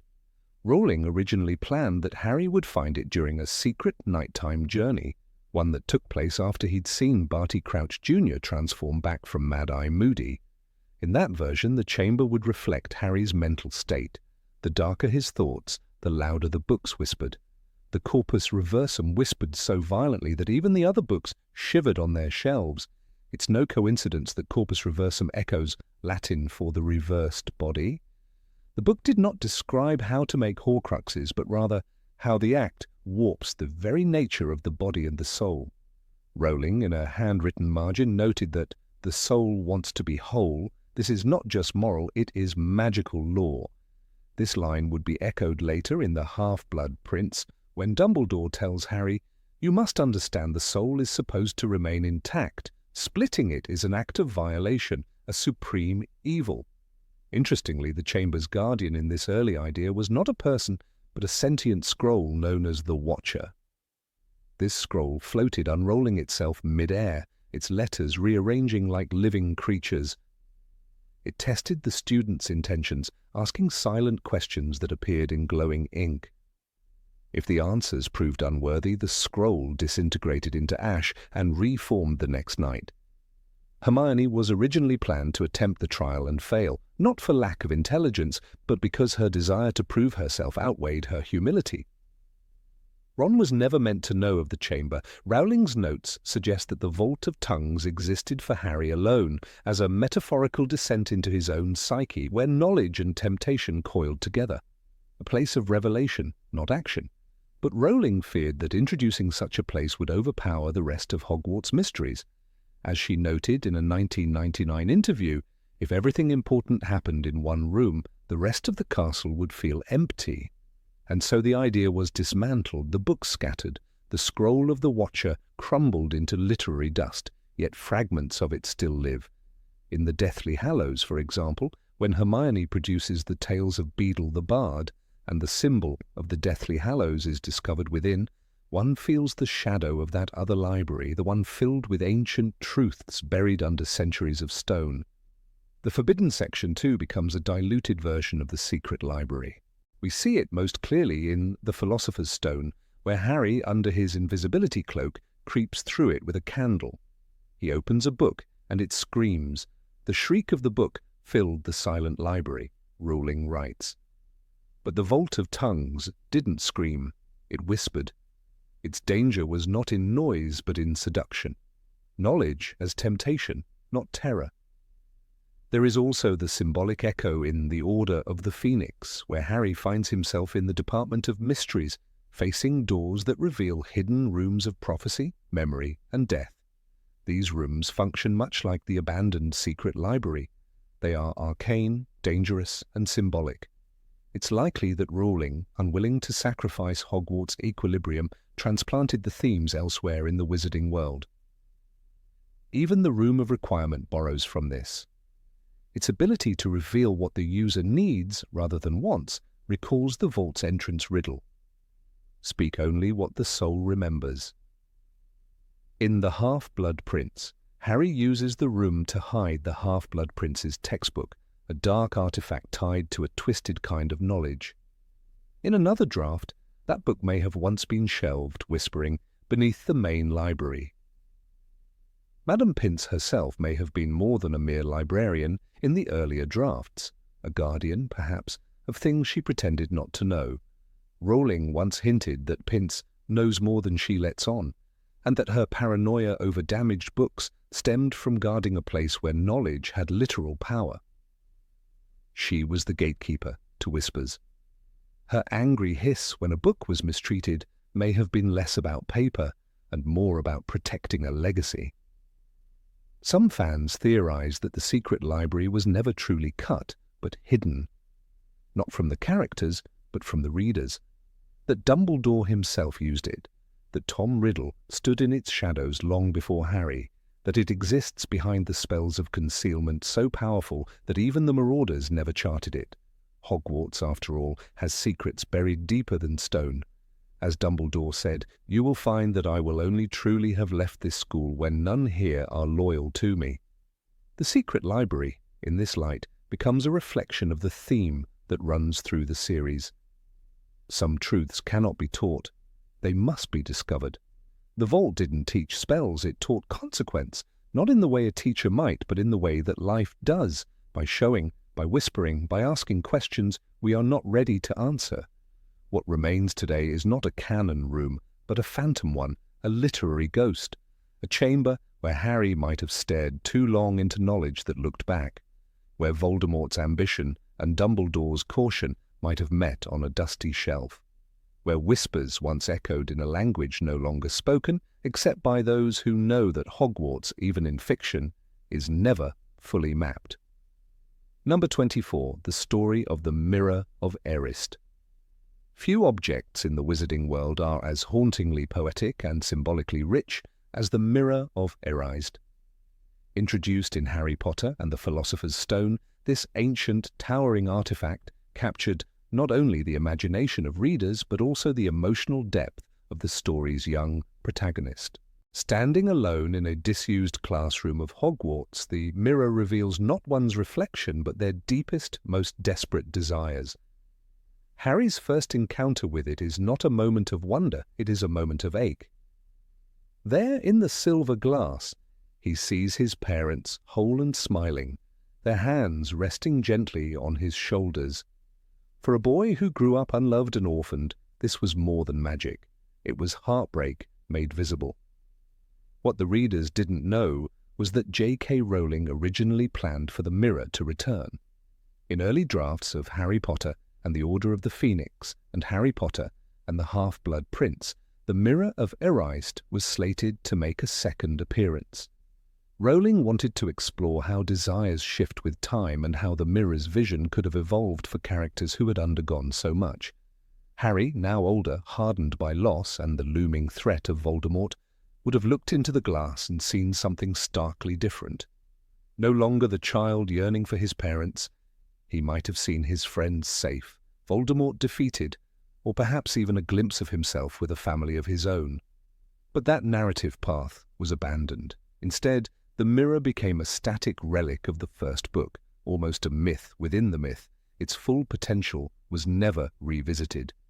Still, one cannot help but wonder how revealing another glance into its depths could have been. Consider Ron Weasley.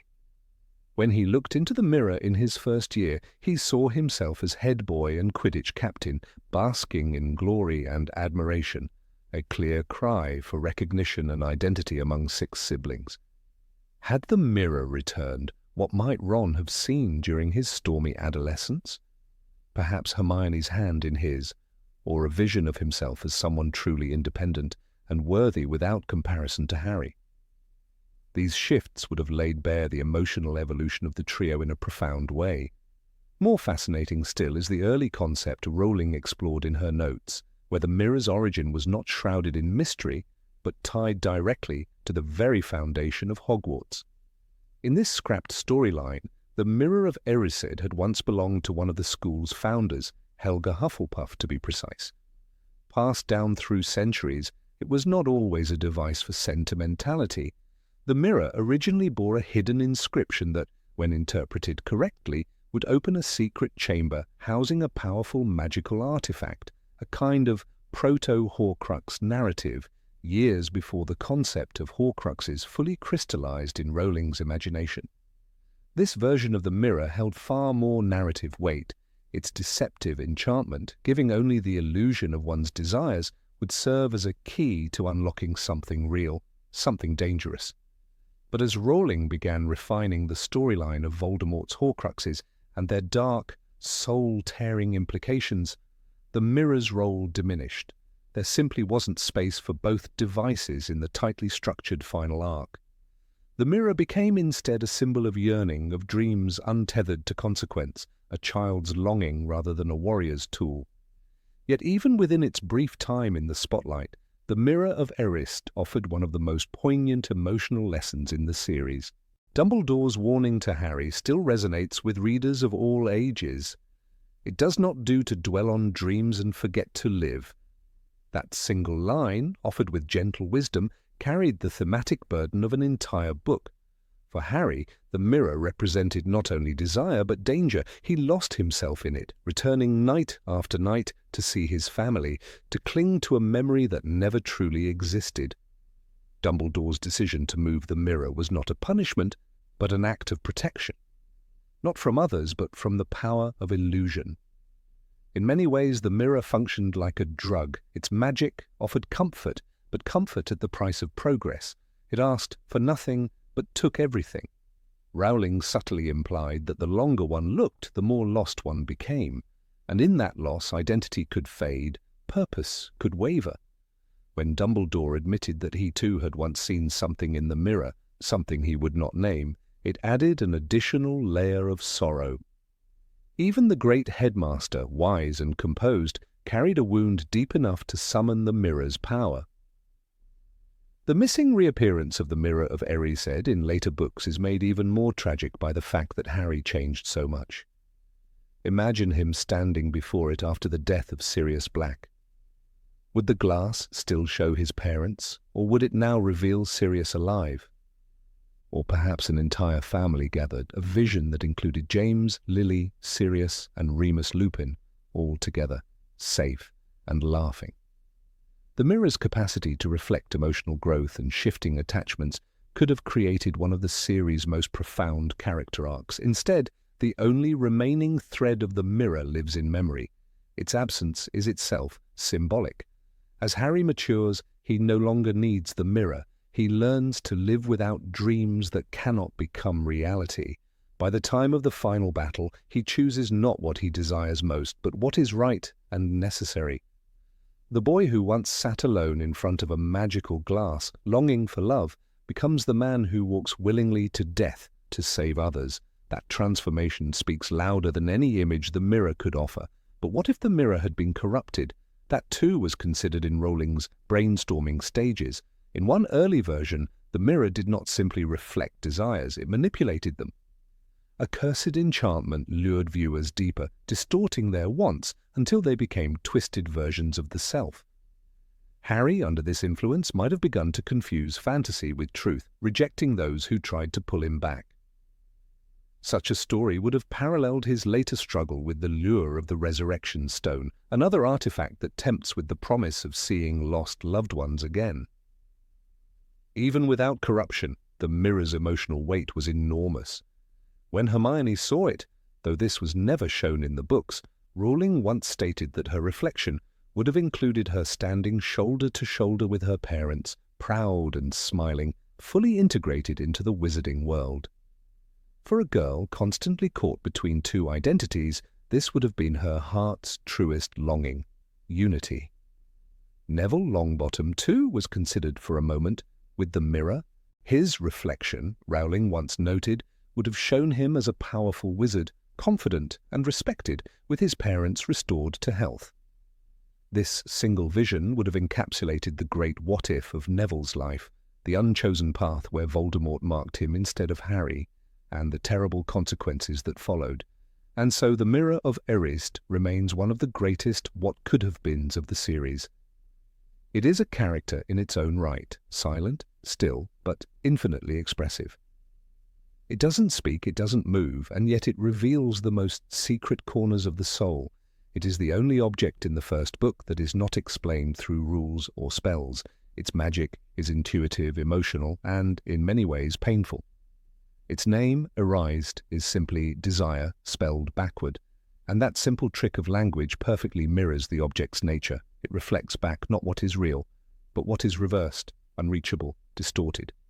To stand before it is to face the deepest truth of oneself, stripped of pride, logic, and control. It's not a test of power, but a test of vulnerability. In another draft, the mirror was said to have been sealed away in the room of requirement, hidden from future students after a tragic incident where a young wizard, consumed by longing, lost his sanity. The mirror became legend, spoken of in hushed tones among staff, a relic too dangerous to destroy, yet too sacred to leave out in the open. But that thread was cut before it could be woven into the larger story. One might say that the mirror was never truly meant to be practical. It was mythic, archetypal. It was the hero's first great trial, not against monsters or spells, but against himself. And Harry passed it, though not without scars. He turned away from the mirror, from fantasy, and began his long, hard path toward truth. That moment, quiet and subtle, was more heroic than any duel. Even now, decades after the first book was released, readers return to the Mirror of Erised with a sense of longing, not just for the characters, but for the emotional clarity it offered. In a world of shifting allegiances, dark lords, and magical battles, the mirror stood still, unmoving, showing only what the heart whispered in silence. There is no known account of what Dumbledore saw. When asked, he jokingly replied, "I see myself holding a pair of thick woolen socks." But later, Harry realizes that Dumbledore had lied, and perhaps that lie was the most human thing about him. For what would a man like Albus Dumbledore truly desire? Forgiveness from his sister, redemption for his mistakes. The mirror would have known, and it would have shown him, without mercy, without disguise. Thus the Mirror of Erised remains a singular masterpiece of magical literature, not for its power, but for its poetry. It is not a tool, but a mirror in the truest sense, not of the face, but of the soul. And though we never saw it again in the series, it lingers, in that abandoned classroom, in our memory, and in every quiet ache that tells us what we want most, even when we dare not speak it aloud. Number 25. Betrayal within the Order of the Phoenix. It is one of the most haunting questions that has lingered in the shadows of J.K. Rowling's richly woven universe. What if the Order of the Phoenix, the last desperate line of defense against Voldemort, had itself been compromised from within? While treachery is a familiar force in the Harry Potter saga, embodied most famously by Peter Pettigrew, Rowling's early drafts hinted at a much darker betrayal, one that never reached the final pages. The traitor was not some cowardly marauder, but a comrade in arms, a voice in the war room, a wand alongside Harry's, a soul trusted to the bone. In those discarded drafts, names were whispered, names that could have shaken the very foundation of the series. Among them were Hestia Jones, a rather quiet, yet respected member of the Order, and even Kingsley Shacklebolt, the dignified Auror, who would later rise to the position of Minister for Magic. Rowling herself admitted that she had considered this twist, a betrayal from within the Order, as a way to amplify the tension and emotional gravity of the story. But she ultimately turned away from the idea, fearing it would render the atmosphere of the books too hopeless, too heavy for the young readers who had already followed Harry through so much darkness. And yet, what if? The idea alone opens a chasm of storytelling possibilities. Hestia Jones was one of the witches dispatched to escort Harry from Privet Drive in Harry Potter and the Order of the Phoenix. She is not a major character by any stretch, and perhaps that was the point. Her minimal appearances made her an ideal candidate for suspicion, someone present enough to matter, but obscure enough to be quietly repositioned. In Rowling's notes, Hestia was momentarily considered as a character with a secret agenda, someone who could leak information to the Death Eaters from inside the Order's dwindling ranks. The psychology of such a betrayal would be devastating. Consider the moment when the Order is ambushed during the Battle of the Seven Potters. Death Eaters appear at each safe house and rendezvous point as though tipped off. In the canon, this is later attributed to Snape's complex manipulation and a combination of bad luck. But what if Hestia, or someone else, had fed that information directly to Voldemort? The deaths of Mad-Eye Moody and the trauma of George's maiming would take on a different shade. Not acts of war, but consequences of betrayal. Kingsley Shacklebolt was also briefly floated as a potential double agent. It is a chilling idea.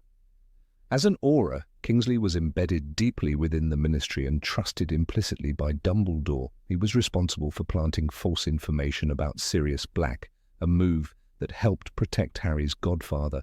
But what if that trust was misplaced? His position would have allowed him to manipulate the flow of intelligence, to steer the Order into traps or away from safety.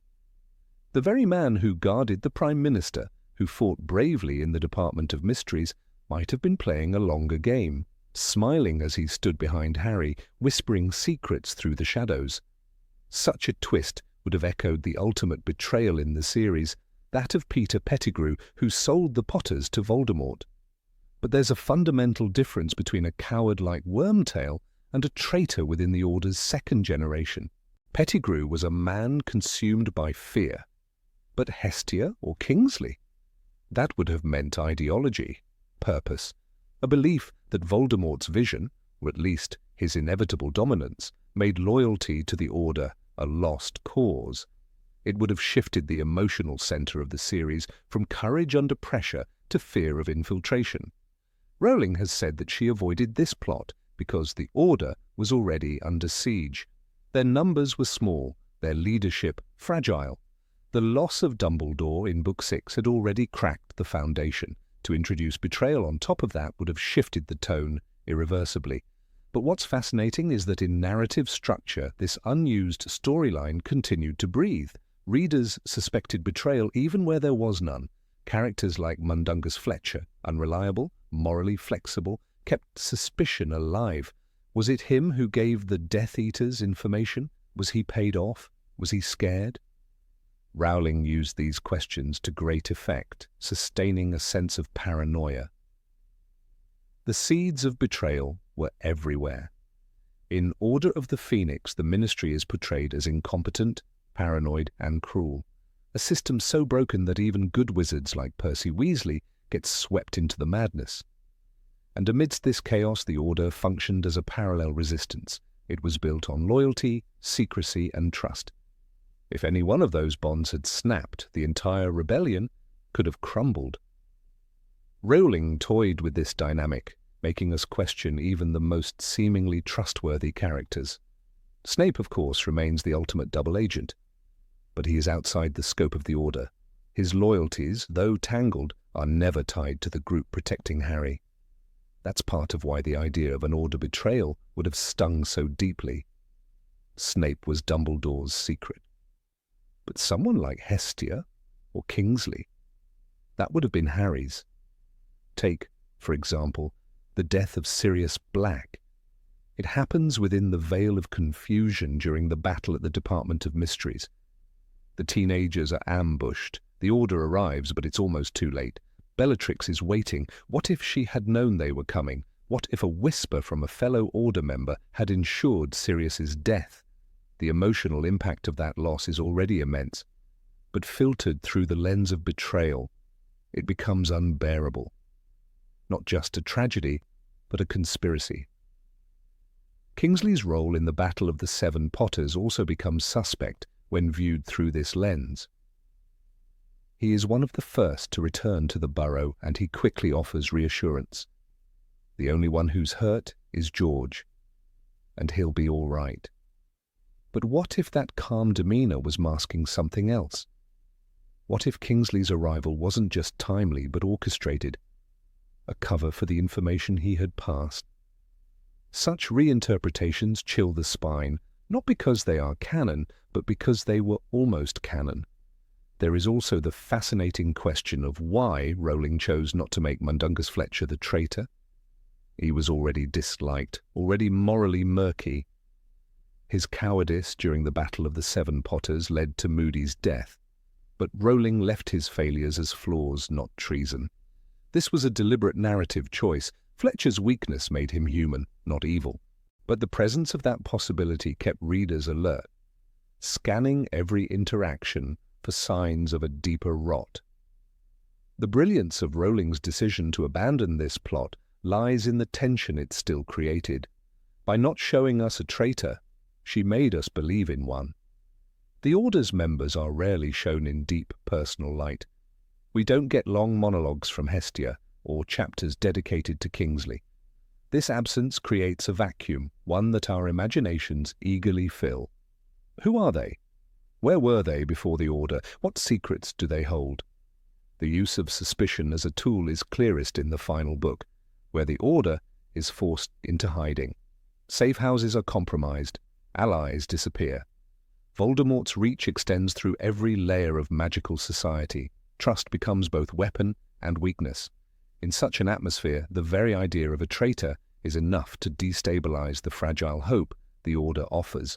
Rowling knew this, and in choosing not to name a traitor, she allowed the possibility to remain a ghost in the walls.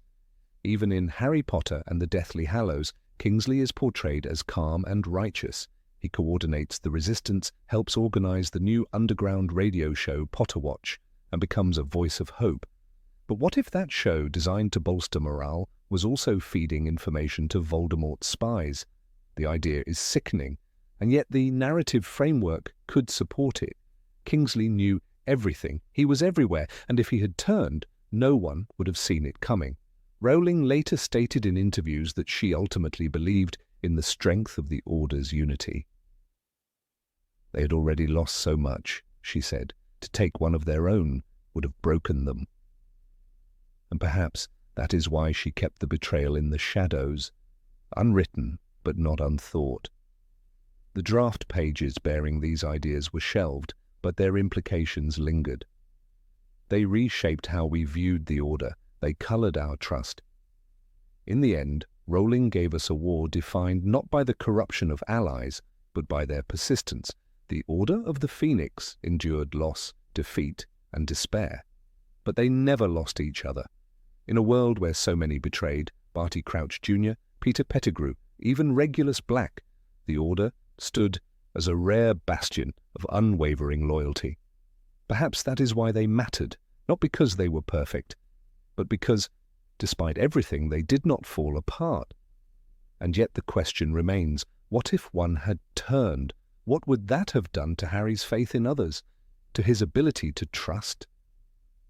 Would he still have followed Dumbledore's plan? Would he have gone into the Forbidden Forest to face death? Or would he have crumbled under the weight of another betrayal? That story we will never read, but its shadow falls long across the pages we have. Number 26. A spell that erases magical abilities. There is a shadow that never made it into the books.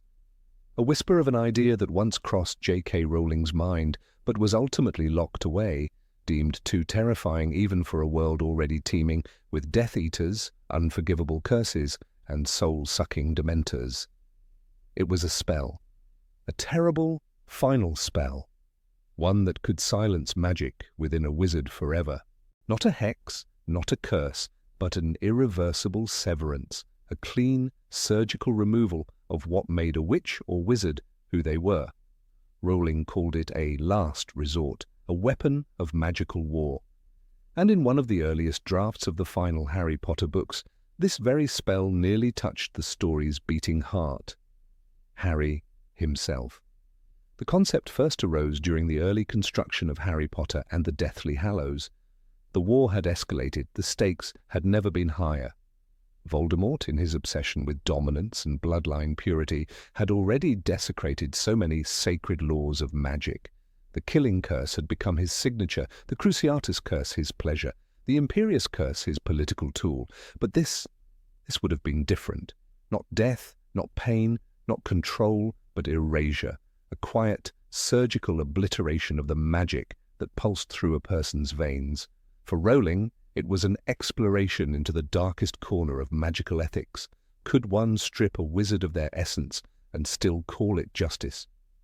Rowling imagined Voldemort wielding this spell not against armies, but against symbols, and none was more symbolic than Harry Potter. The boy who lived, the symbol of resistance, the unexpected thorn in the Dark Lord's side. There was a draft in which Voldemort, unable to kill Harry due to the protection of Lily's blood and the mysterious twin core connection, decided on another form of punishment, not death, but reduction. To take the magic from Harry would be to make him truly powerless, not just a boy, but a boy who could never again belong in the only world he knew.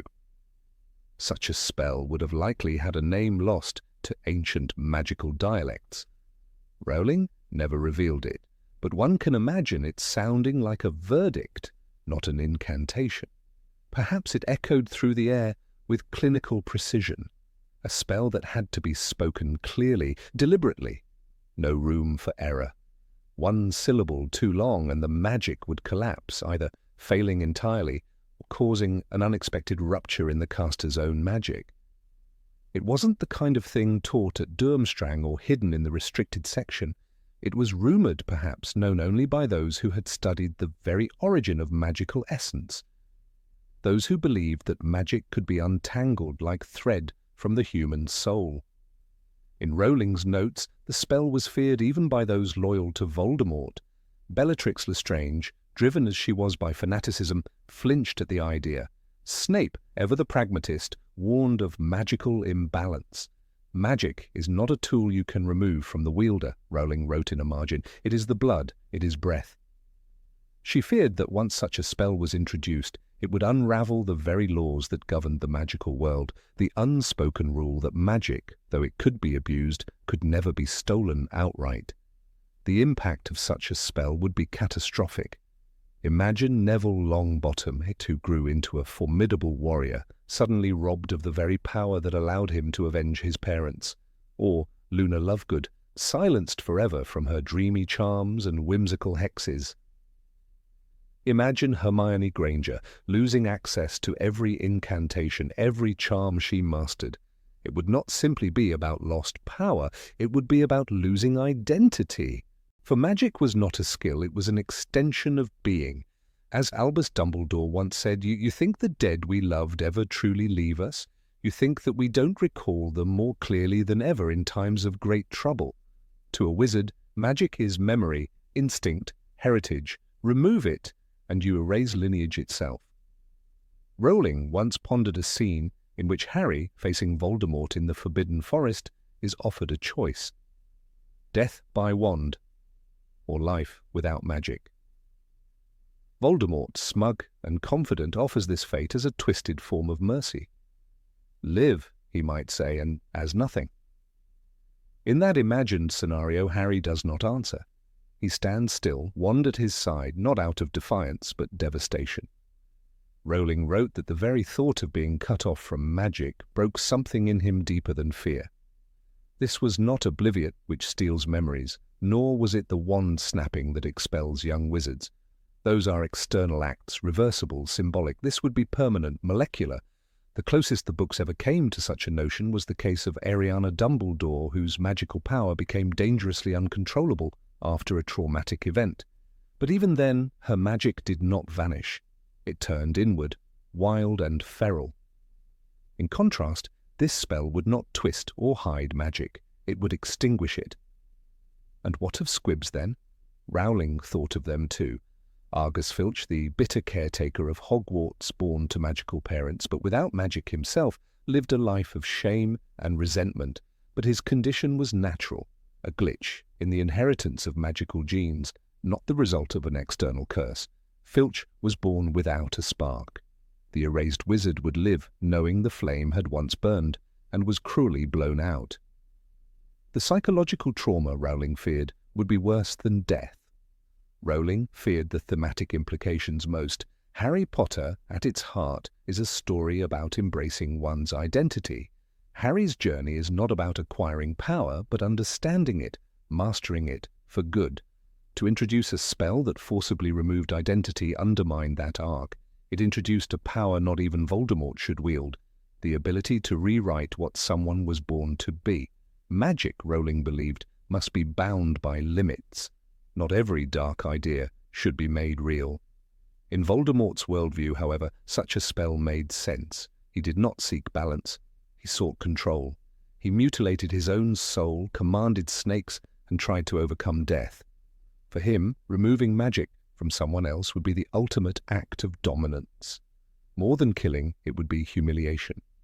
Stripping away a person's magical ability would be like dragging a king into the mud and breaking his crown before his eyes. The ethical debate it would have sparked is staggering. Could such a spell be justified even in war? Would Dumbledore ever approve it? Would the Order of the Phoenix dare use it against a Death Eater who could not be swayed? Rowling imagined a secret meeting in the Hog's Head where Aberforth angrily slammed a glass down and growled, "That's not defense, that's butchery." The spell, it seemed, belonged to no side, its very existence corrupted. The implications for wand law were equally disturbing. Could a wand recognize a wizard who had been erased? Ollivander's sacred trust that the wand chooses the wizard would crumble. And if a wand no longer responded, did that wizard cease to be? Or worse, would a wand recoil, treating its former master like a stranger? The spell was not just a punishment, it was exile. One theoretical use Rowling toyed with was poetic, even tragic.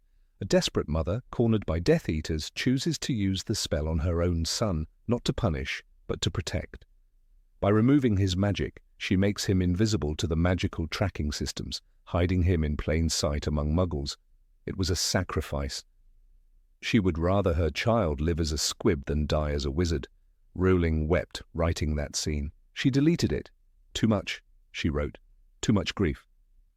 In her private notes, Rowling compared the spell to atomic weaponry, a last curse, one that could not be reversed, only remembered.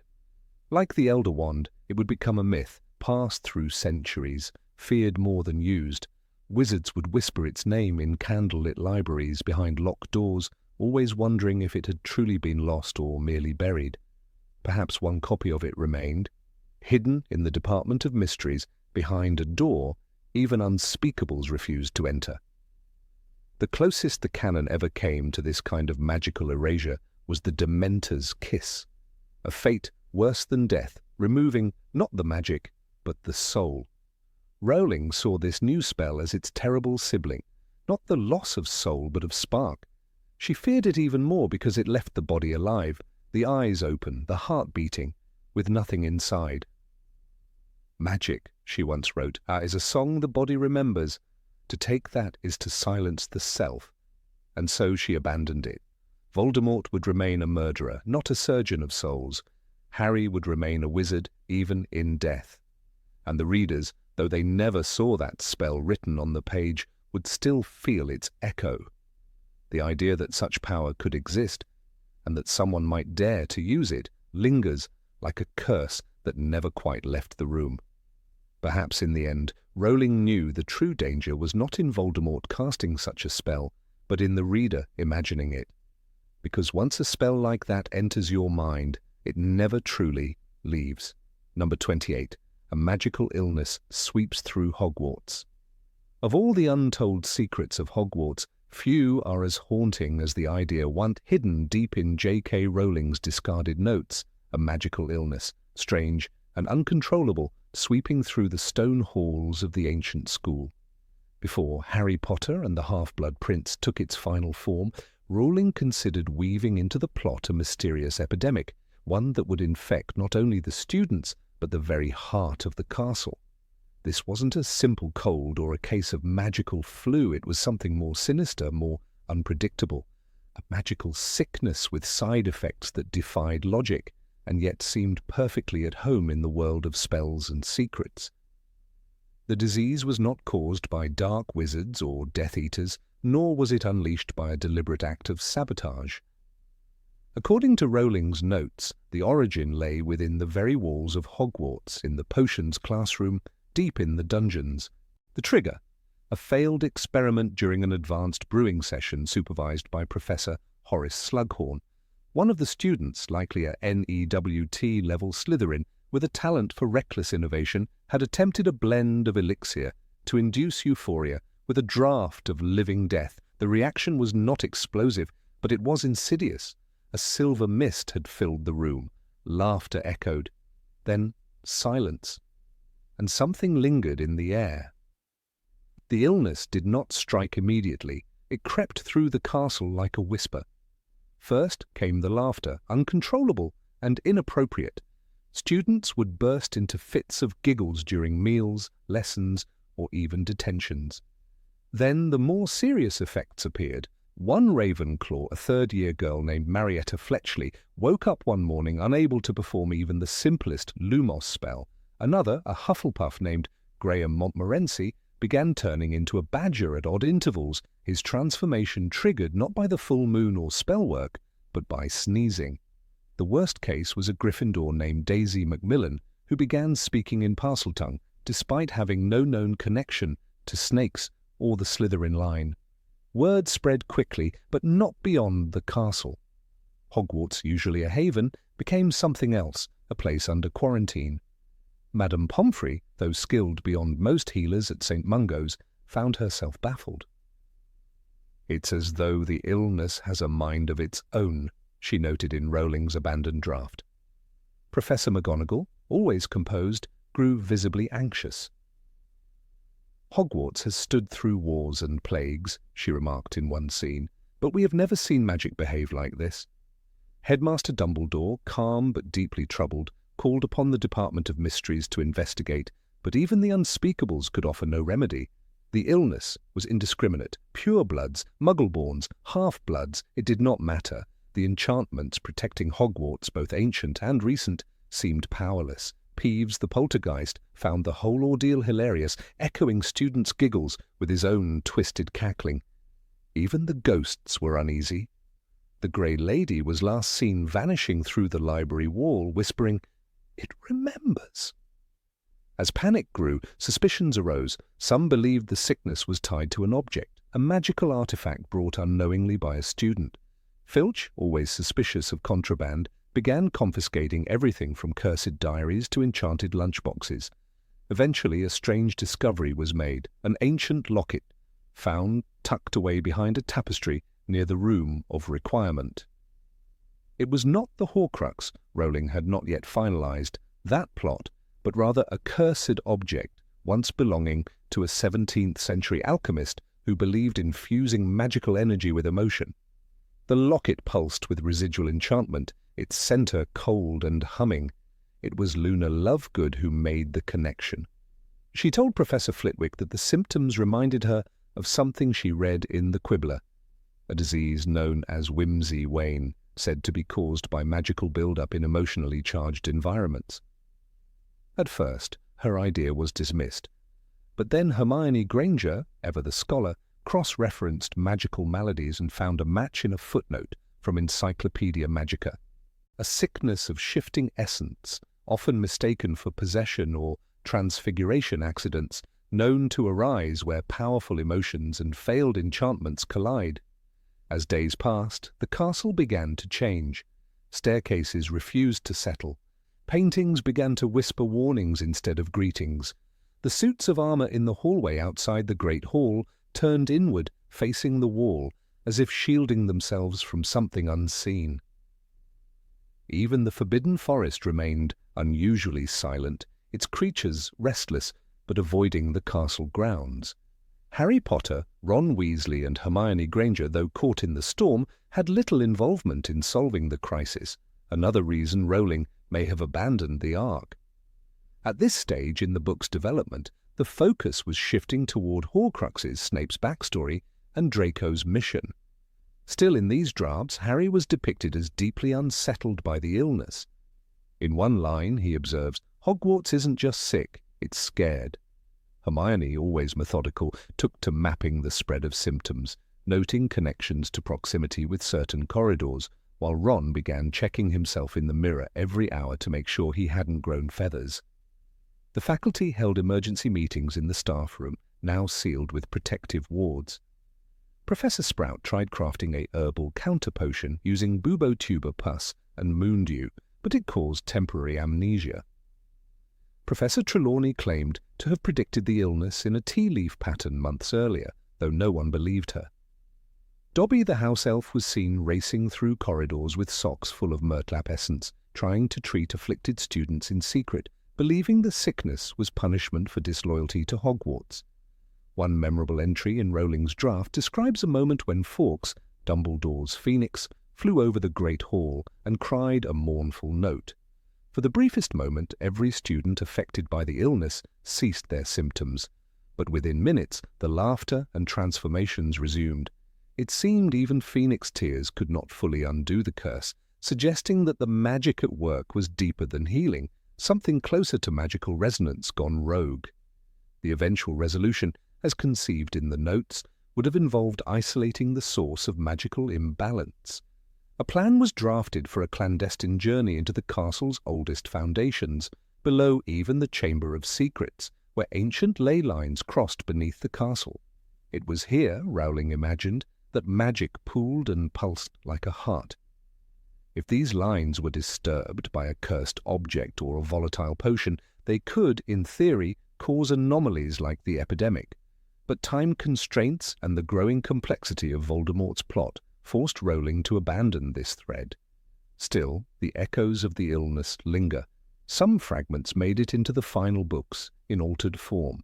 The enchanted cabinet in the Room of Requirement, used by Draco Malfoy to let Death Eaters into the castle, was once described in earlier drafts as humming with a similar energy to the cursed locket. The idea of Hogwarts being vulnerable from within, not just to evil, but to instability, persisted. Even in the Half-Blood Prince, the castle is a place of quiet dread. It was as though the school itself was holding its breath, Rowling writes, waiting for something terrible to happen.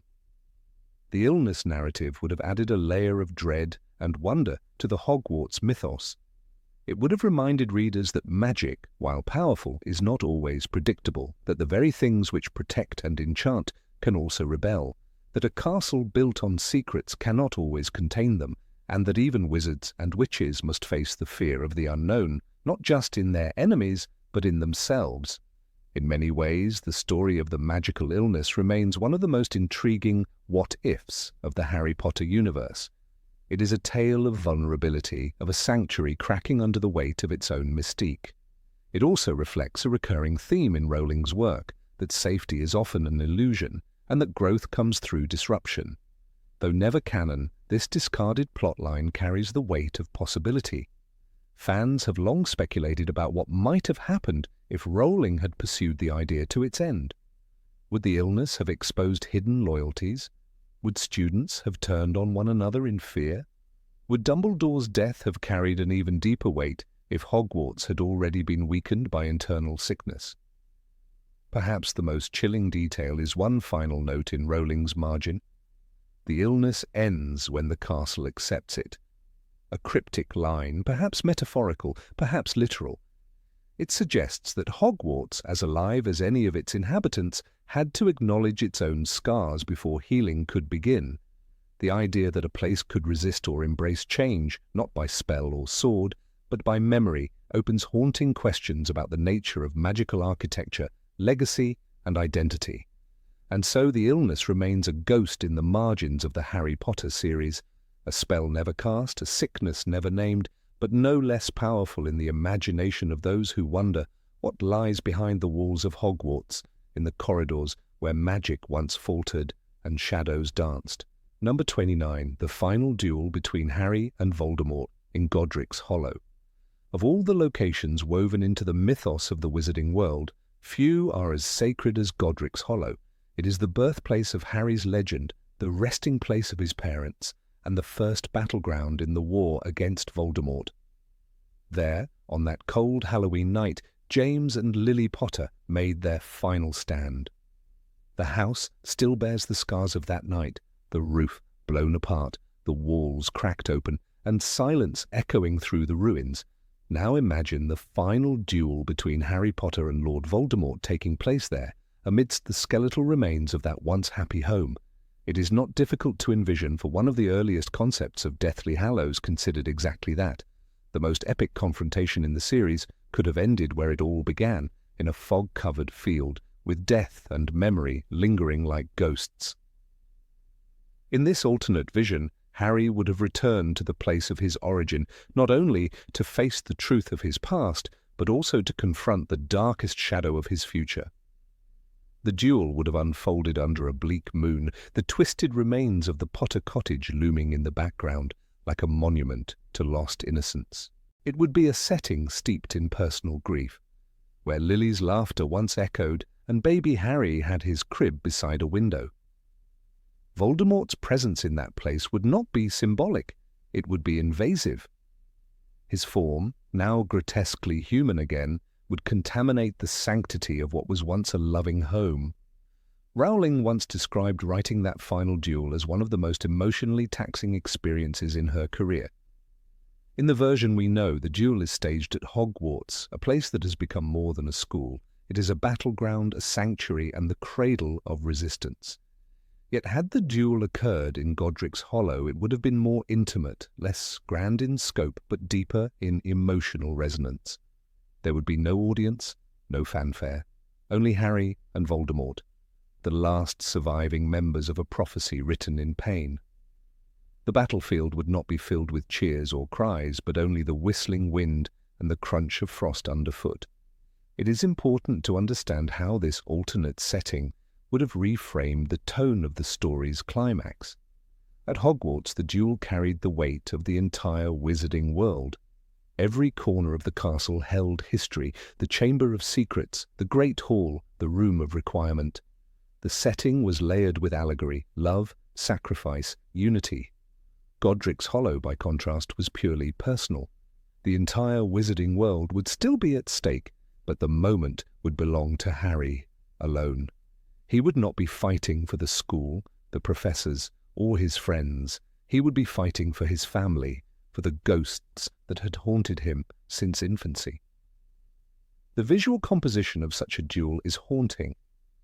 Imagine Harry walking slowly through the graveyard, passing by the tombstone that reads, "The last enemy that shall be destroyed is death." The same words etched into the stone would soon be enacted in real life. A swirling mist surrounds him, swallowing light and colour. He approaches the ruins of his childhood home.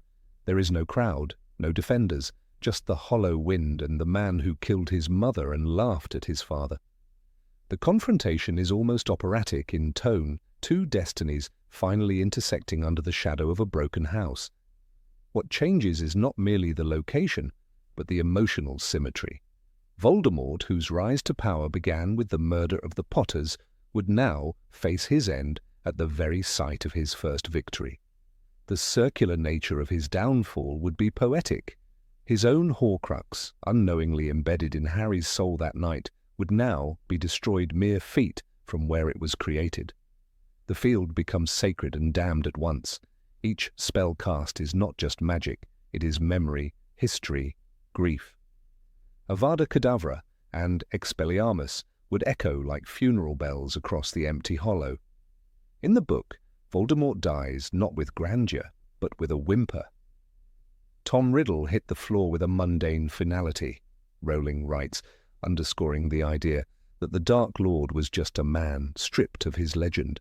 In Godric's Hollow, this effect might have been magnified. Without the witnesses, without the roar of victory, Voldemort's death would feel almost private. His body would fall near the scorched wall where Lily collapsed. No audience would cheer, no light would pierce the sky. There would be only stillness and the memory of what was lost. For Harry, such a setting would amplify the emotional cost. He would feel the weight of his parents' sacrifice in his bones. Every spell he cast would carry their legacy. It is worth noting that Harry never saw the moment of their death. He only knows the aftermath. In this duel, he would see their killer in the same place with the same wand.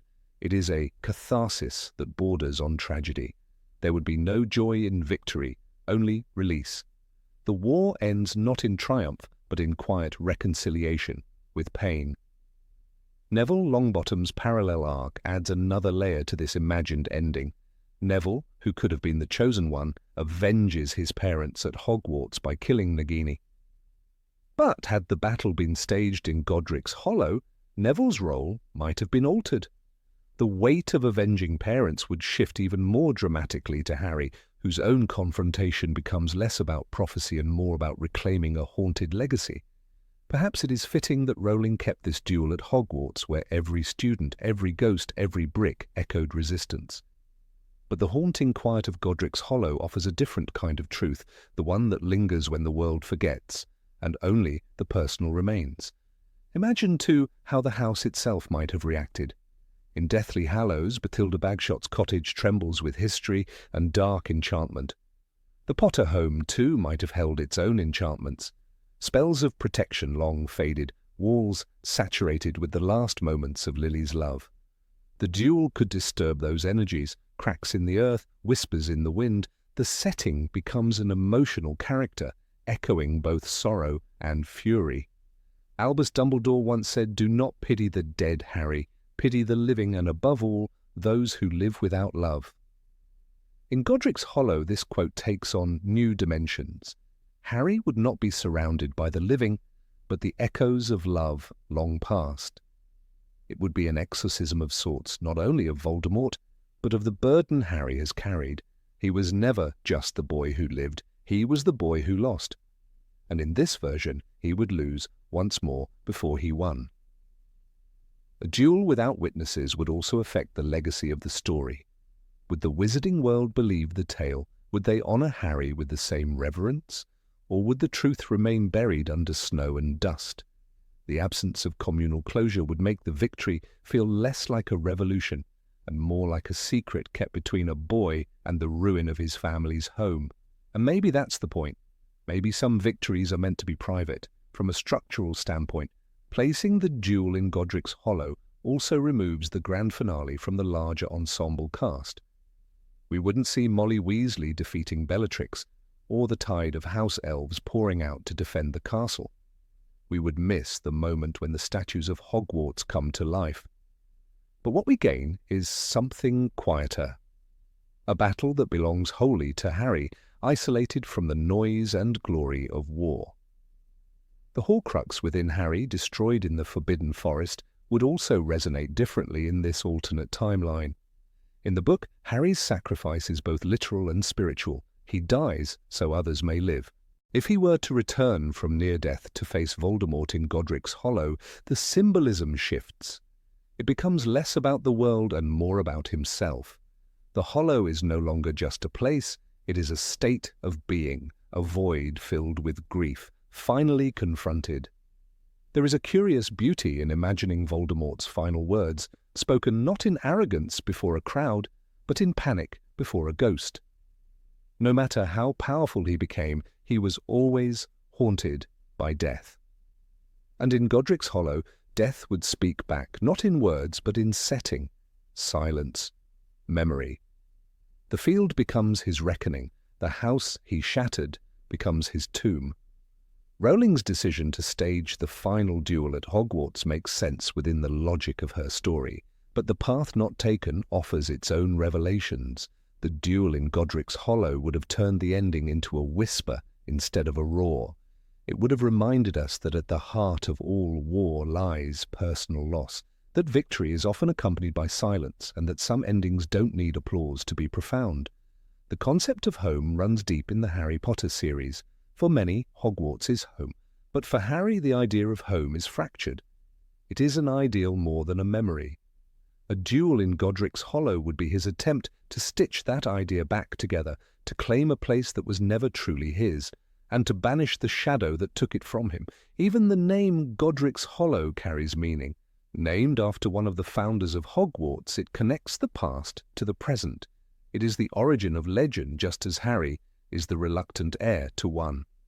The duel there would not just close a story, it would circle back to the myth's beginning. It would seal a narrative loop that began with a prophecy and ended with a choice. Perhaps the most compelling element of this imagined ending is that it offers no comfort. It doesn't allow the reader to breathe out in relief. It leaves them in reflection, staring at the ruins of a house and a boy who became a man within its shadows. The story doesn't end with a feast or a memorial. It ends with snow falling on broken stone and a wand falling from a dead man's hand. And in that stillness, in that quiet and sacred hollow, the real magic happens, not of spells or charms, but of stories remembered, pain honored, and a boy finally finding peace where it all began.